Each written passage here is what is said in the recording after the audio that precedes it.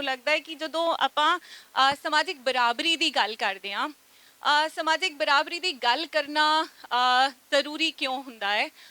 ਅੱਜ ਦੇ ਕੰਟੈਕਸਟ ਵਿੱਚ ਜੇ ਆਪਾਂ ਅੰਡਰਸਟੈਂਡ ਕਰਨਾ ਹੋਵੇ ਇਹਨੂੰ, ਤਾਂ ਸਮਾਜਿਕ ਅਸਮਾਨਤਾ ਜਿਹੜੀ ਹੈ ਉਹਨੂੰ ਐਕਨੋਲੇਜ ਕਰਦਿਆਂ ਹੋਇਆਂ ਸਾਨੂੰ ਸਾਡੇ ਲਈ ਜ਼ਰੂਰੀ ਹੋ ਜਾਂਦਾ ਹੈ ਕਿ ਅਸੀਂ ਸਮਾਜਿਕ ਬਰਾਬਰੀ ਦੀ ਗੱਲ ਕਰੀਏ। ਸਾਡੀ ਸੋਸਾਇਟੀ ਦੇ ਵਿੱਚ ਅਸੀਂ ਅਲੱਗ-ਅਲੱਗ ਤਰੀਕੇ ਦਾ ਡਿਸਕ੍ਰਿਮੀਨੇਸ਼ਨ ਜਿਹੜਾ ਹੈ ਉਹ ਹੁੰਦਾ ਹੋਇਆ ਦੇਖਦੇ ਹਾਂ। ਜਾਤੀ ਦਾ, ਔਰਤ ਦਾ, ਦੈਨ ਕਲਾਸ ਦਾ, ਫਿਰ ਅਦਰਵਾਈਜ਼ ਅਗਰ ਆਪਾਂ ਯੂਰਪੀਅਨ ਜਾਂ ਉੱਧਰ ਬਾਹਰ ਇੰਡੀਆ ਤੋਂ ਬਾਹਰ, ਸਾਊਥ ਏਸ਼ੀਆ ਤੋਂ ਬਾਹਰ ਦੇਖੀਏ ਤਾਂ ਰੇਸ ਦਾ ਇੱਕ ਵੱਡਾ ਫਾਰਮ ਹੈ ਜਿਹੜਾ ਡਿਸਕ੍ਰਿਮੀਨੇਸ਼ਨ ਦਾ ਇੱਕ ਅਲੱਗ ਫਾਰਮ ਹੈ। ਖਾਸ ਕਰਕੇ ਜਦੋਂ ਆਪਾਂ ਇਹਨਾਂ ਸਾਰੀ ਫਾਰਮਸ ਆਫ ਡਿਸਕ੍ਰਿਮੀਨੇਸ਼ਨ ਨੂੰ ਜਦੋਂ ਸਮਝਣ ਦੀ ਕੋਸ਼ਿਸ਼ ਕਰਦੇ ਹਾਂ ਤਾਂ ਆਪਾਂ ਜ਼ਿਆਦਾਤਰ ਆਪਣੇ ਪਰਸਨਲ ਐਕਸਪੀਰੀਐਂਸਿਸ ਜਾਂ ਸਾਡੀਆਂ ਜਿਹੜੀਆਂ ਪਰਸਨਲ ਸਟਰਗਲਸ ਨੇ ਉਹਨਾਂ ਚੋਂ ਹੀ ਅੰਡਰਸਟੈਂਡ ਕਰਦੇ ਹਾਂ। ਤੇ ਆਪਾਂ ਜਦੋਂ ਔਰਤ ਦਾ ਸਵਾਲ ਤੇ ਆਪਾਂ ਵਾਰਤਾਲਾਪ ਕਰਦੇ ਹਾਂ ਜਾਂ ਆਪਾਂ ਉਹਨੂੰ ਰਿਫਲੈਕਟ ਕਰਦੇ ਹਾਂ ਤਾਂ ਆਪਾਂ ਜ਼ਿਆਦਾਤਰ ਸਾਡੀ ਕੋਸ਼ਿਸ਼ ਤਾਂ ਸਾਡੀ ਹੁੰਦੀ ਇਹੀ ਹੈ ਕਿ ਅਸੀਂ ਉਹਨੂੰ ਪੂਰਨਤਾਈ ਦੇ ਨਾਲ ਸਮਝ ਸਕੀਏ। ਲੇਕਿਨ ਉਸ ਦੇ ਚੱਲਦਿਆਂ ਅਸੀਂ ਜ਼ਿਆਦਾਤਰ ਕੀ ਕਰਦੇ ਹਾਂ ਕਿ ਔਰਤ ਦੇ ਸਵਾਲ ਨੂੰ ਆਈਸੋਲੇਸ਼ਨ ਦੇ ਵਿੱਚ ਬਾਕੀ ਸਾਰੇ ਮੁੱਦਿਆਂ ਤੋਂ ਅਲੱਗ ਕਰਕੇ ਅਸੀਂ ਉਹਦੇ ਤੇ ਡੈਲੀਬਰੇਟ ਕਰਦੇ ਹਾਂ, ਉਹਦੇ ਤੇ ਵਿਚਾਰ ਕਰਦੇ ਹਾਂ। ਔਰਤ ਨੂੰ ਫਿਰ ਅਸੀਂ ਇੱਕ ਹੋਮੋਜਨਸ ਕੈਟਾਗਰੀ ਦੀ ਤਰੀਕੇ ਦੇ ਨਾਲ ਦੇਖਦੇ ਹਾਂ ਵੀ ਜਿਵੇਂ ਔਰਤ ਜਿਹੜੀ ਹੈ ਉਹ ਆਪਣੇ ਆਪ ਦੇ ਵਿੱਚ ਇੱਕ ਯੂਨੀਫਾਰਮ ਕੈਟਾਗਰੀ ਹੈ ਨਾ। ਫਿਰ ਅਸੀਂ ਇਸ ਚੀਜ਼ ਨੂੰ ਅਣਗੌਲਿਆਂ ਕਰ ਜਾਂਦੇ ਹਾਂ ਕਿ ਔਰਤ ਵੀ ਇੱਕ ਖਾਸ ਜਾਤ ਦੀ ਹੁੰਦੀ ਹੈ, ਔਰਤ ਦੀ ਇੱਕ ਖਾਸ ਜਮਾਤ ਹੁੰਦੀ ਹੈ ਜਿਹੜਾ ਕਿ ਉਹਦੀ ਆਪਰੇਸ਼ਨ ਤੇ ਅਲੱਗ-ਅਲੱਗ ਤਰੀਕੇ ਦੇ ਨਾਲ ਇੰਪੈਕਟ ਪਾਉਂਦਾ ਹੈ। ਇਹਨੂੰ ਅਗਰ ਆਪਾਂ ਇਹਦੇ ਤੇ ਅੱਗੇ ਗੱਲ ਤੋਰੀਏ ਤਾਂ ਸਾਨੂੰ ਸਾਡੀ ਇੱਕ ਇਹ ਸਮਝ ਬਣਦੀ ਹੈ ਕਿ ਜਿਹੜਾ ਆਪਰੇਸ਼ਨ ਹੈ, ਆਪਰੇਸ਼ਨ ਟਰਾਂਸਵਰਸਲ ਵੀ ਹੁੰਦਾ ਹੈ, ਆਪਰੇਸ਼ਨ ਇੰਟਰਸੈਕਸ਼ਨਲ ਵੀ ਹੁੰਦਾ ਆ।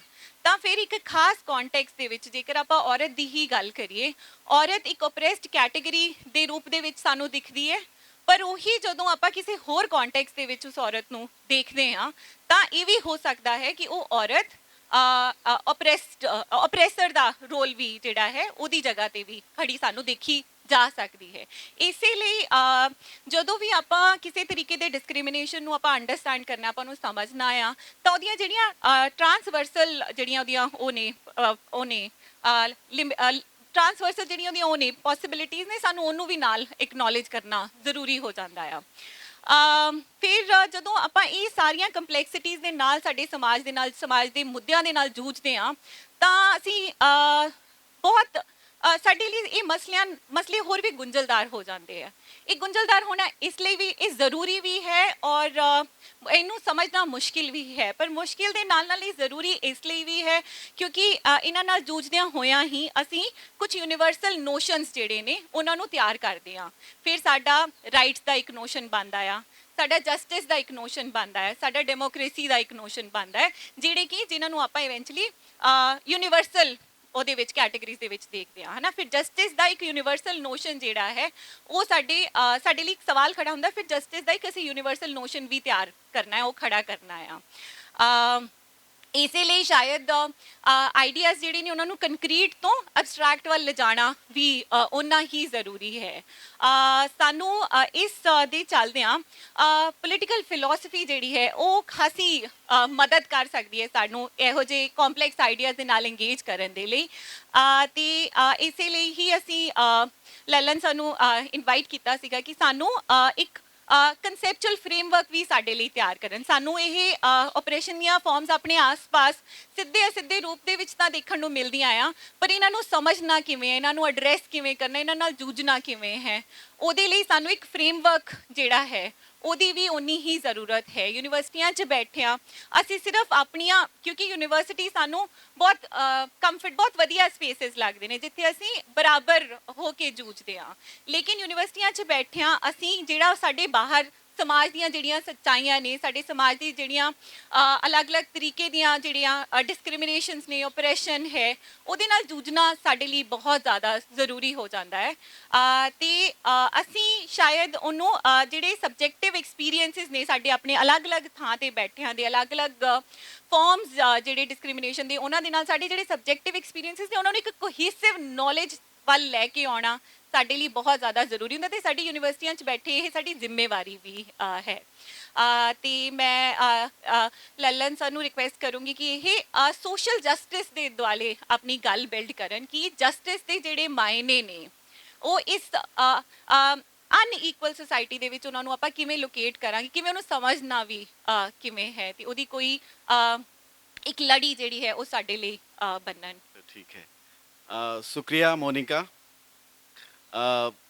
आपने मेरी जगह बना दी। मैं सोच रहा था कि मैं कैसे फिट होता हूँ इस बहस में, इस बुक एग्जीबिशन में। और जब प्रोफेसर राजेश ने मुझे मौका दिया था तो मैंने दोनों हाथ से झपट लिया था कि एक तो एक बुक फेयर में जाने का मौका मिलेगा और बहुत तरह तरह के साथियों से रूबरू होने का मौका मिलेगा। और दोस्तों यकीन मानिए, इस लंबे कोविड के दौरान आपकी यूनिवर्सिटी से ज़्यादा थोड़ी को वो हो रही है, क्या बोलें, जलन हो रही है। आप तो खुले में बैठे हैं, बातचीत कर रहे हैं। हमारी यूनिवर्सिटी अभी भी ऑनलाइन मोड पे चल रही है, पता नहीं कब तक चलेगी। तो उस पूरे मौके पे इस मौके को उठा लेना या मौके पे एकदम ज़बरदस्त उसको ले लेना मेरे लिए बहुत बड़ी अपॉर्चुनिटी है। और साथ में मैं प्रोफेसर सुरजीत का भी धन्यवाद करना चाहता हूं, जिन्होंने फ़ोन पे बात किया और फिर राजेश सर की हवाले से न्योता आया, और अपने साथी जो अभी यहाँ पे नहीं है, दलजीत का भी शुक्रिया अदा करना चाहता हूँ जिन्होंने मौका दिया। अब मुझे कितने मिनट से 15 मिनट है, मुझे 3-4 मिनट पहले बता दीजिएगा। कुछ लोग चुप नहीं होते हैं तो उनको थोड़ा सा चुप कराने के लिए एक नोटिस चाहिए होता है।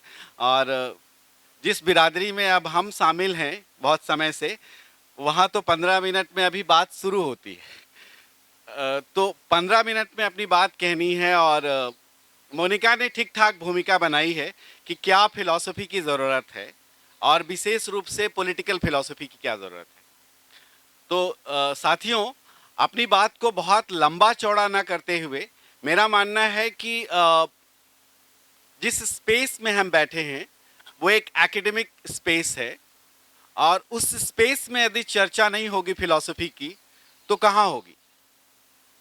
तो यदि हम सामाजिक न्याय या गैर बराबरी की बात जो मोनिका ने आपके सामने रखी है, गैर बराबरी का एक्सपीरियंस तो सबका है। सामाजिक न्याय मिला है कि नहीं मिला है, किस हद तक मिला है, वो हमेशा हमारे जहन में रहता है। तो दोनों जो एक्सपीरियंस हैं वो साथ साथ चलते हैं। अगर हम इसकी एकेडमिक फहरिस्त में जाएं तो हम सब विद्यार्थी हैं, अध्यापक होते हुए विद्यार्थी हैं, विद्यार्थी होते हुए भी अध्यापक हैं। तो यदि हम इन कैटेगरीज को तोड़ दें, थोड़ी देर के लिए इन हायरार्कीज को ब्रेक करें, तो ये जो ह्यूमन हिस्ट्री है और ह्यूमन थॉट का जो हिस्ट्री है जिसमें फिलॉसफी फिट होती है, उसमें सबसे पहला फिलॉसफर हमारे सामने आता है प्लेटो। प्लेटो के पहले सोक्रेटिस आता है। तो वहाँ पे किसी न किसी तरह की चर्चा आपको सामाजिक न्याय के बारे में तो नहीं, पर न्याय की। और कोई भी समाज ऐसा नहीं होगा जो जैसा है उस समाज से खुश हो। तो हमेशा कहीं ना कहीं वो छटपटाहट रहती है, और उस छटपटाहट को, जिसको हम कहते हैं स्वप्न या एक आइडियलिज्म या कहें एक यूटोपिया के फॉर्म में हम देखते हैं। तो सोक्रेटिस एक यूटोपिया देखता है अपने समाज में, जो सोक्रेटिस का ग्रीक समाज था या वो ग्रीक मोमेंट था, उस मोमेंट में वो यूटोपिया बराबरी तो नहीं हो सकती है, पूरी तरह से बराबरी तो नहीं हो सकती है, पर पूरी तरह से बराबरी का सपना देखना कितना इम्पोर्टेंट है। और पूरी तरह से बराबरी का सपना देखना और वो बराबरी कैसे हमारे बीच में आएगी, उसके बीच में बातचीत कितना ज़रूरी है, मीन्स डायलॉग कितना ज़रूरी है, विमर्श कितना ज़रूरी है। उस विमर्श को करने वाले को सूली पे चढ़ाया गया। तो बातचीत करना, ठीक ठाक बातचीत करना, और वो विमर्श लोगों तक पहुँचे, वो एक तरह का पर्सिक्यूशन का भी ट्रेडिशन होता है हर समाज में।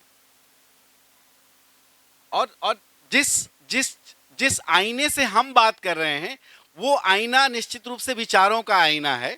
तो आप पाते हैं कि एक पूरी फहरिस्त है ग्रीक फिलॉसफी में जो सोक्रेटिस से होते हुए, प्लेटो से होते हुए अरिस्टोटल तक जाती है और खत्म नहीं होती है, लेकिन हम इन तीनों को ही यदि बना लें तो मुझे लगता है न्याय और सामाजिक बराबरी का एक चेहरा हमारे सामने मिलता है, और यह कह सकते हैं एक मोमेंट मिलता है कि कैसे बराबरी समाज में लाई जा सकती है। प्लेटो तो कहता है बराबरी हो नहीं सकती है, क्योंकि उसकी पूर्व मान्यता है कि कुछ लोगों के पास इमोशन है, कुछ लोगों के पास रीजन है, कुछ लोगों के पास कुछ और कैपेसिटीज हैं। तो इन कैपेसिटीज को इनेट मान के चलता है। बाद में हम प्लेटो से बहस करेंगे, बहुत बाद में, लेकिन प्लेटो की यह मान्यता किस हद तक जायज है वो हमारे दिलो दिमाग से अभी भी गई नहीं है। क्यों नहीं गई है, आज भी बात कर लीजिए। अगर हम अपने आसपास देखें तो प्लेटो ना होते हुए हमारे जहन में अलग अलग छवियों में है, इनको तो बराबरी की अकल आ ही नहीं सकती है। How come they can do the mathematics, they can do, they can do the music. And I am not speaking about in a जुमला, मैं एक जुमला में बात नहीं कर रहा हूं। आइंस्टीन के टाइम में भी कलर्ड औरतों को मैथमेटिक्स करने का हक नहीं था।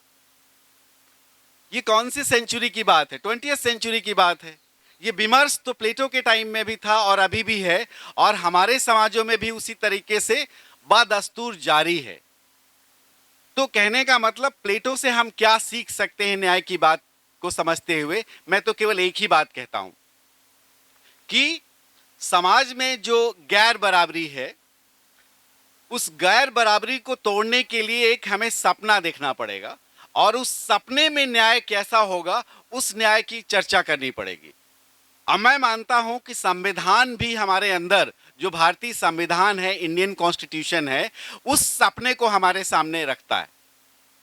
कैसे रखता है? हम जानते हैं कि हमारे समाज में हर जगह गैर बराबरी है, हर जगह अन्याय है, लेकिन वो डॉक्यूमेंट अगर बनाया गया है इतने समय के बाद, इतनी जद्दोजहद के बाद, तो वो डॉक्यूमेंट भी एक तरह का यूटोपिया है। वो सपना हमें डेमोक्रेटिक कंट्री होने का, रिपब्लिक होने का, हम किस समय तक वो रिपब्लिक रहेंगे उसका खतरा भी रहेगा, और वो खतरा आसपास हमें दिखाई देता है। तो एक तरह से जो मैं पहली स्थापना आपके सामने रखना चाहता हूं, ट्रूथ टू द रिपब्लिक। तो anybody like Socrates who can question the existing state, and he has to go through the process, and the process is persecution. Similarly, Plato also offered one utopia.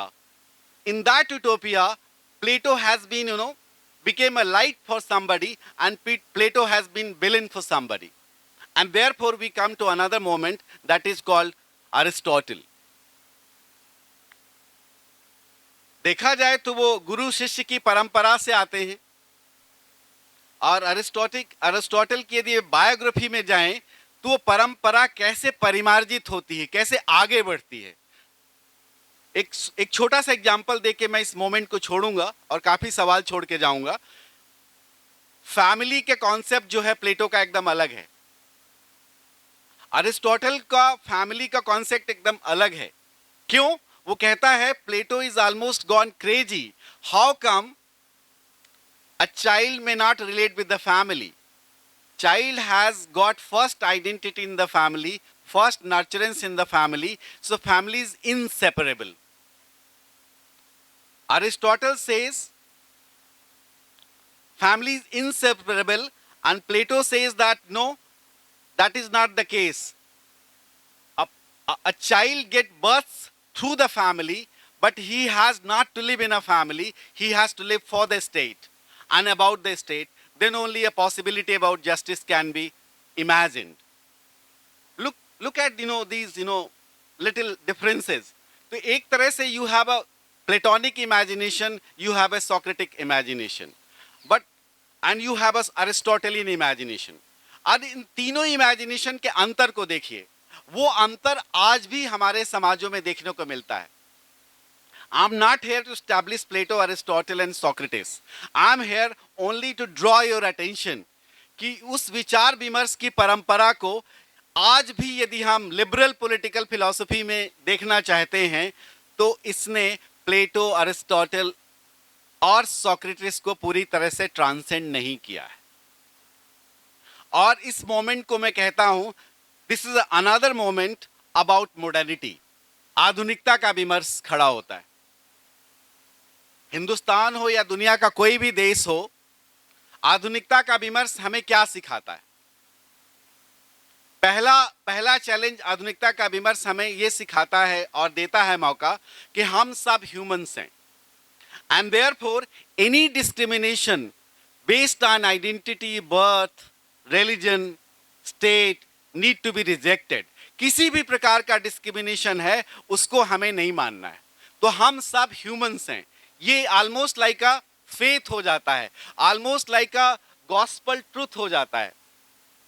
और ये gospel truth जो है, जो विमर्श आधुनिकता का गढ़ता है, सामाजिक न्याय के बारे में, बराबरी के बारे में, संविधान के बारे में, वो हमें एक नई दुनिया का सपन दिखाता है। बिलीव मी, वो दुनिया का सपन देखने के लिए पूरी दुनिया के लोग एक तरह का एटलीस्ट प्रण लेते हैं कि we don't want to live in a monarchy, and I consider this is a shift from monarchy to democracy. Do you think this shift is a very generic shift? आपको क्या लगता है ये जो परिवर्तन है मोनार्की से, राज सत्ता से जन सत्ता का, लोकतंत्र का, ये बड़े आराम से हुआ होगा? हमें अपने आसपास तो नहीं दिखाई देता है। अभी भी लोकतंत्र में राजशाही का दावा है, आज भी लोकतंत्र में तरह तरह की राजशाहियां चल रही हैं। आपका स्टेट कैसे एक्सेप्शन हो सकता है? अभी थोड़ा सा हुआ है परिवर्तन, सिंबॉलिक। तो इस पूरे विमर्श में जब हम यूरोप को देखते हैं, यूरोप के फिलोसोफर्स को देखते हैं, तो दो सवाल मेरे सामने आते हैं। मोनिका ने मेरा हौसला बढ़ाया, थैंक यू मोनिका, कि सोशल कॉन्ट्रैक्ट की एक ट्रेडिशन हमारे सामने आती है, चिंतन की परंपरा का निर्माण होता है, जिसमें माना जाता है कि ह्यूमंस के पास वो कैपेबिलिटी है और वो कैपेबिलिटी सब में बराबर की है। तो हम ये बराबरी का सपना इंपीरिकली नहीं है, अनुभव के धरातल पर नहीं है, पर कम से कम विचार के धरातल पर हम हो सकते हैं। तो ये जो सपना देखा गया, उसी सपने के बरक्स यूरोप में 300 साल में जो परिवर्तन हुआ, मैं कहता हूं यूरोप में, और जब यूरोप कह रहा हूं तो यूरोप भी एक तरह से होमोजीनियस यूरोप नहीं है, उसमें भी अलग अलग तरह के चिंतन की परंपराएं हैं। पर उस परंपरा में जो सबसे कॉमन जबरदस्त मोमेंट है वो ये है, रिजेक्शन ऑफ मेटाफिजिकल बिलीफ, कि we no longer accept that somebody is superior, somebody is inferior, and I consider this is a journey from monarchy to democracy. But ये जर्नी जो मोनार्की से democracy की आई, इसमें एक इंटरेस्टिंग अमेरिकन फिलोसोफर हुए और एक जर्मन फिलोसोफर हुए, जो इन दोनों मोमेंट को कैप्चर करते हैं। एक का नाम है इमैनुअल कांट, आप सब लोग विद्यार्थी हैं, समझते हैं। तो इमैनुअल कांट क्या रचना करते हैं? वो न्यूटन से बहुत प्रभावित है। विज्ञान में जो हो रहा था वो एथिक्स में भी हो रहा था, और उसकी कल्पना वो पॉलिटिक्स में भी देख पा रहे थे। इसीलिए वो कहते हैं कि ह्यूमन के अंदर वो काबिलियत है, और उस काबिलियत में बराबरी की, इमेजिनेशन की भी काबिलियत है, और एक तरह से जितने भी तरह की गैर बराबरियां हैं उनको तोड़ा जा सकता है। और उस इमेजिनेशन को वो केवल नेशन स्टेट तक नहीं रखना चाहते थे, वो उस बराबरी को एक कॉस्मोपॉलिटन चेहरे से देखना चाहते थे, एक कॉस्मोपॉलिटन नजरिए से देखना चाहते थे।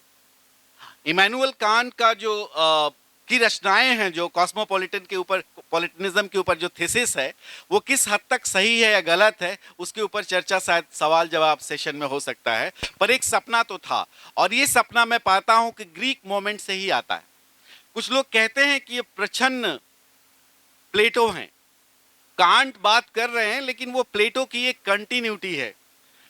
इसी तरीके से आप कह सकते हैं कि यूरोप में 300 साल में जो परिवर्तन होता है, उस पूरे परिवर्तन में, जिसको बाद में हेबरमास कहते हैं ट्रांसफॉर्मेशन ऑफ पब्लिक स्फीयर, एक बुर्जुआ पब्लिक स्फीयर का निर्माण होता है। मैं इसको बुर्जुआ क्यों कह रहा हूं, शायद पहली दफे मैंने मार्क्सिस्ट कैटेगरी का इस्तेमाल किया है, और मैंने सुना है इस कैंपस में काफी लेफ्ट का प्रभाव है। मेरे कैंपस में उतना नहीं है।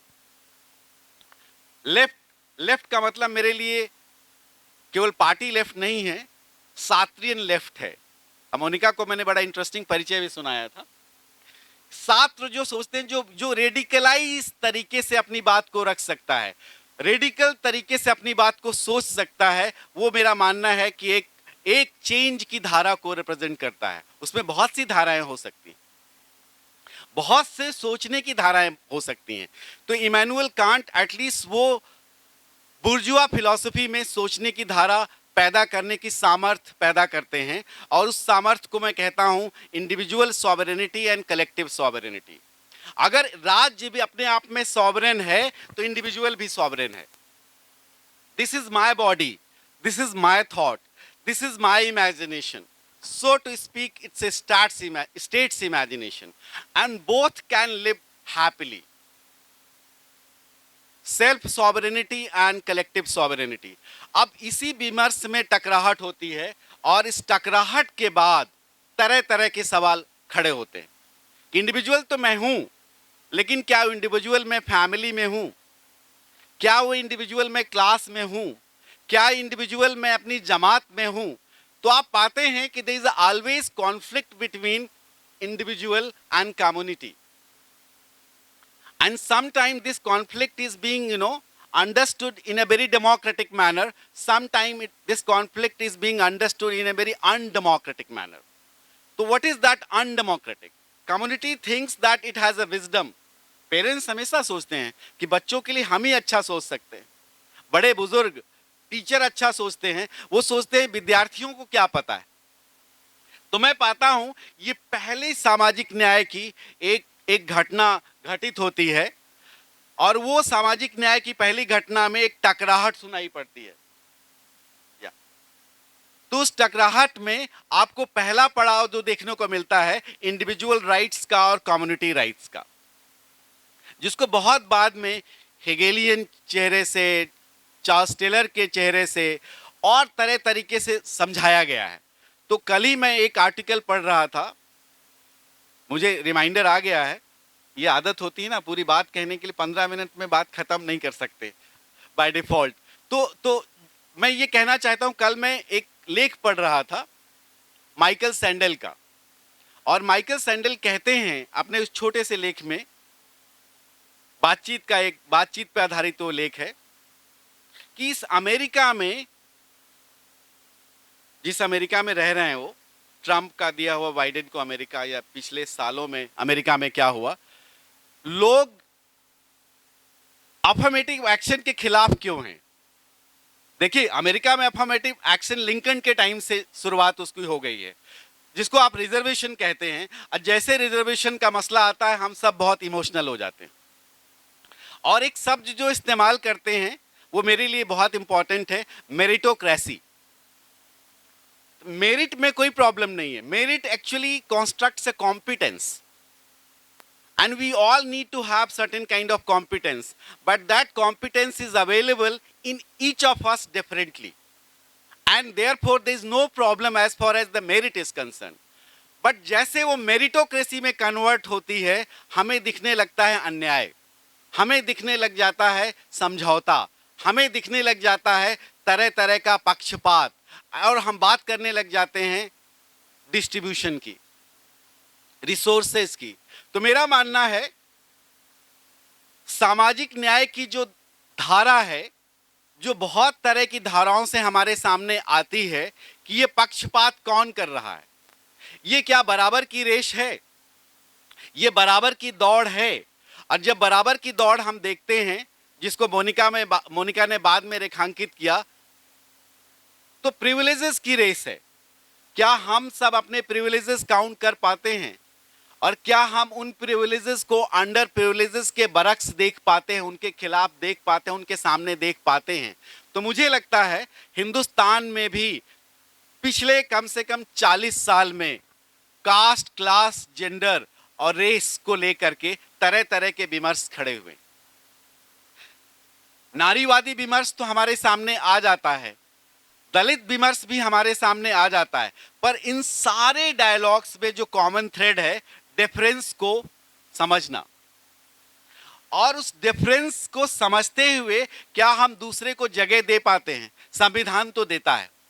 आप देख लीजिए हमारे संविधान में आर्टिकल, अब संविधान का जिक्र कर रहा हूं तो आर्टिकल्स का जिक्र तो करना पड़ेगा। Civil political rights, cultural economic rights, अब बाद में माइनॉरिटी राइट्स, इन सारे राइट्स के जो ब्लॉक्स हैं, उन ब्लॉक्स में इन सारी समझ को रखा गया है। लेकिन जैसे इस समझ को आपके सामने धरातल पर कोई लेके आता है, उसको चैलेंज करना शुरू कर देते हैं। तो मेरा मानना है, क्या हम इम्पार्शियल हैं? मेरा मानना है कि हम इम्पार्शियल नहीं हैं। इसीलिए जो मेरिटोक्रेसी का ये रोना धोना है, उसको भी हमें सवाल की निगाह से देखना चाहिए। और ये जो मेरिटोक्रेसी और रिजर्वेशन का मसला है, यह बहुत तरह के मसले हैं। उन मसलों के बीच में जो है कि इंटरसेक्शंस हैं। जैसे शुरू में कहा गया कि औरतें केवल एक तरह की नहीं हैं। एक औरत है जो खेतों में काम करती है, एक औरत है जो यूनिवर्सिटी में पढ़ाती है, एक औरत है जो पार्लियामेंट में बैठी है। तो औरतें भी जैसे होमोजीनियस कैटेगरी नहीं है, वैसे क्लास भी कोई होमोजीनियस कैटेगरी नहीं है। हम बहुत ही शुरुआती मार्क्सिज्म के दायरे में या प्रिमिटिव तरीके से नहीं सोच सकते हैं, इसको भी हमें डायनेमिक कैटेगरी के रूप में देखना पड़ेगा। तो मेरा मानना है कि सामाजिक न्याय का जो विमर्श है और जो बातचीत है, हमें 3 तरफ इशारा देता है। पहली तरफ ये इशारा देता है कि ये जो सामाजिक गैर बराबरी है, इसको हमारे सामने प्रस्तुत कौन करता है। फिलॉसफी के बतौर हमें विचार तो मिल जाते हैं, पर उन विचारों को, जिसको अरिस्टोटल कहता है, कोई भी विचार अनुभव से निकलना चाहिए। और अनुभव के बाद जो थ्योरी बनती है, उसमें मूल्यात्मक समझ होनी चाहिए। तो जो प्रैक्सिया, थ्योरिया और फ्रोनिया के बीच में जो रिलेशनशिप है, वही मेरा मानना है कि सामाजिक न्याय की जो भी संरचना है, सामाजिक न्याय का जो भी पार्ट है, वो हमारे सामने होना चाहिए। अंत में, अब आपको पर्ची नहीं देना पड़ेगा, मैं मानता हूं कि हमारा संविधान और हमारे आसपास के जो सामाजिक राजनीतिक आंदोलन हैं, वो इस तरफ हमें लेके जाते हैं। हमेशा हमें यूरोपियन पब्लिक स्फीयर की कॉपी क्यों करना है? क्यों ना हम उन थियरीज को छोड़ के अपने तरीके से एक थ्योरेटिकल स्ट्रगल में जाएं। और वो थ्योरेटिकल स्ट्रगल किताबी नहीं होगा। वो थ्योरीज, जैसे कि मैं जतिंदर के रिसर्च से सीखता रहा हूं, पंजाब में लड़ा गया शामिलात को लेकर के, कॉमन लैंड को लेकर के। हिंदुस्तान के अलग अलग इलाकों में अलग अलग तरह के स्ट्रगल्स हैं, उनकी इंस्पिरेशन कहीं से भी आ सकती है। तो मुझे लगता है सामाजिक न्याय के विमर्श को एक किताबी विमर्श, खाली पीली विमर्श ना देखा जाए। एक सामाजिक आंदोलनों से जो उभरती हुई ऊर्जा है, उसके बरक्स देखना चाहिए। और मुझे लगता है उसी से फिलॉसफी का निर्माण होना चाहिए। फिलॉसफी कोई, बिलीव मी, एसोटेरिक एक्टिविटी नहीं है। रही होगी, फिलॉसफी के कई आईने हैं, तो एक वो भी फिलॉसफी है। फिलॉसफी असल में जीवन से निकलनी चाहिए और जीवन अनुभव के धरातल पर निकलना चाहिए। तो मेरा मानना है लास्ट में, लाइफ वर्ल्ड और वर्ल्ड व्यू।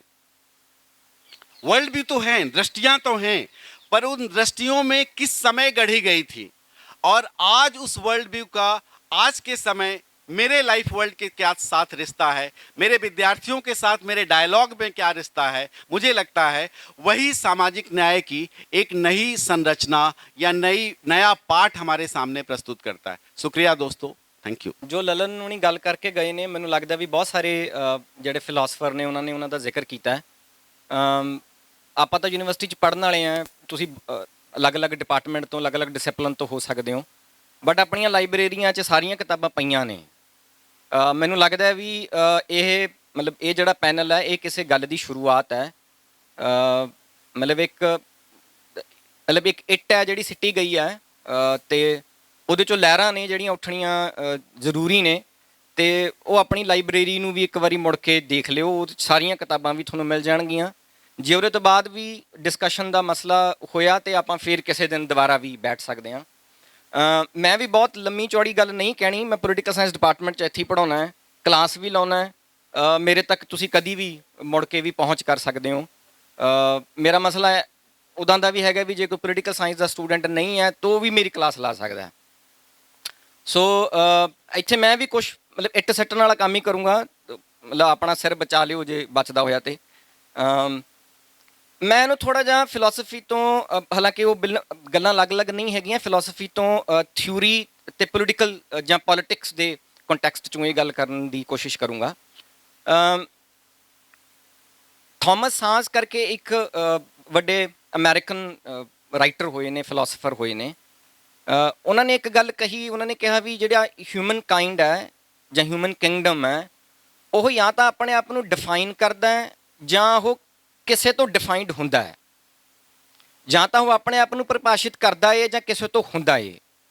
ਮੈਨੂੰ ਲੱਗਦਾ ਵੀ ਜਿਹੜਾ ਸਮਾਜਿਕ ਬਰਾਬਰੀ ਦਾ ਜਿਹੜਾ ਇਹ ਮਤਲਬ ਜਿਹੜਾ ਇਹ ਕਨਸੈਪਟ ਹੈ ਜਾਂ ਇਹ ਸਿਧਾਂਤ ਹੈ, ਇਹਨੂੰ ਮੁੜ ਕੇ ਜਾਂ ਜਿਨ੍ਹਾਂ ਨੇ ਇਹਨੂੰ ਪਰਿਭਾਸ਼ਿਤ ਕੀਤਾ, ਇਹਨੂੰ ਡਿਫਾਈਨ ਕੀਤਾ, ਲਲਨ ਉਹਨਾਂ ਨੇ ਉਹ ਗੱਲ ਰੱਖੀ, ਆਪਾਂ ਮੁੜ ਕੇ ਉਹਨੂੰ ਰੀਡਿਫਾਈਨ ਕਰਨ ਦੀ ਕੋਸ਼ਿਸ਼ ਕਰੀਏ ਜਾਂ ਉਸ ਰੀਡੈਫੀਨੇਸ਼ਨ 'ਚੋਂ ਜਾਂ ਇਸ ਆਈਡੀਏ ਦੀ ਗੱਲ 'ਚੋਂ ਕੋਈ ਇੱਕ ਸਹਿਮਤੀ, ਇੱਕ ਕੰਸੈਂਸਸ ਬਣਾਉਣ ਦੀ ਕੋਸ਼ਿਸ਼ ਕਰੀਏ। ਕਿਉਂਕਿ ਜਿਸ ਕੈਂਪਸ 'ਚ ਅਸੀਂ ਰਹਿੰਦੇ ਹਾਂ, ਇਸ ਕੈਂਪਸ ਨੂੰ ਵੀ ਸੋਸ਼ਲ ਇਕੁਐਲਿਟੀ ਦੀ, ਸਮਾਜਿਕ ਬਰਾਬਰੀ ਦੀ, ਸਮਾਜਿਕ ਨਿਆਂ ਦੀ, ਫਰੀਡਮ ਦੀ, ਜਸਟਿਸ ਦੀ ਲੋੜ ਰਹਿੰਦੀ ਹੋਈ ਰਹਿੰਦੀ ਹੈ, ਕਿਉਂਕਿ ਸਪੇਸ ਹੈ ਜਿੱਥੇ ਹਿਊਮਨ ਬੀਇੰਗ ਐਗਜ਼ਿਸਟ ਕਰਦੇ ਨੇ, ਇੱਕ ਦੂਜੇ ਦੇ ਨਾਲ ਰਿਲੇਸ਼ਨ 'ਚ ਰਹਿੰਦੇ ਨੇ। ਮੈਂ ਉਹ ਤਾਂ ਵੀ ਗੱਲ ਕਰ ਰਿਹਾ, ਮਤਲਬ ਉਹ ਹਵਾਲਾ ਵੀ ਇਸ ਕਰਕੇ ਵੀ ਹੈ ਵੀ ਕੱਲ੍ਹ ਆਪਣੀ ਜਿਹੜੀ ਕਿਤਾਬ ਰਿਲੀਜ਼ ਹੋਈ, ਜਿਹੜਾ 2018 'ਚ ਇੱਥੇ ਸਟਰਗਲ ਚੱਲਿਆ, ਬੇਸਿਕਲੀ ਤਾਂ ਟਾਈਮਿੰਗ ਨੂੰ ਲੈ ਕੇ ਸਟਰਗਲ ਹੈ, ਬਟ ਉਹ ਉਹਦੇ 'ਚ ਸਾਰਾ ਜਿਹੜੀ ਤੁਹਾਡੀ ਥਿਊਰੀ ਹੈ ਜਾਂ ਜਿਹੜੇ ਤੁਹਾਡੇ ਕਨਸੈਪਟ ਨੇ ਉਸੀ 'ਚੋਂ ਹੀ ਲੱਭੇ ਜਾ ਸਕਦੇ ਨੇ। ਮਤਲਬ ਆਰਗੂਮੈਂਟ ਇਹ ਸੀਗਾ ਵੀ ਤੁਸੀਂ ਸਾਡੇ ਤੋਂ ਬਰਾਬਰ ਦੀਆਂ ਫੀਸਾਂ ਤਾਂ ਲੈਂਦੇ ਹੋ, ਪਰ ਸਾਨੂੰ ਬਰਾਬਰ ਦੇ ਮੌਕੇ ਨਹੀਂ ਦਿੰਦੇ, ਸਾਨੂੰ ਬਰਾਬਰ ਦਾ ਹੱਕ ਨਹੀਂ ਦਿੰਦੇ, ਸਾਨੂੰ ਬਰਾਬਰ ਤੁਸੀਂ ਸਮਝਦੇ ਹੀ ਨਹੀਂ ਹੈਗੇ।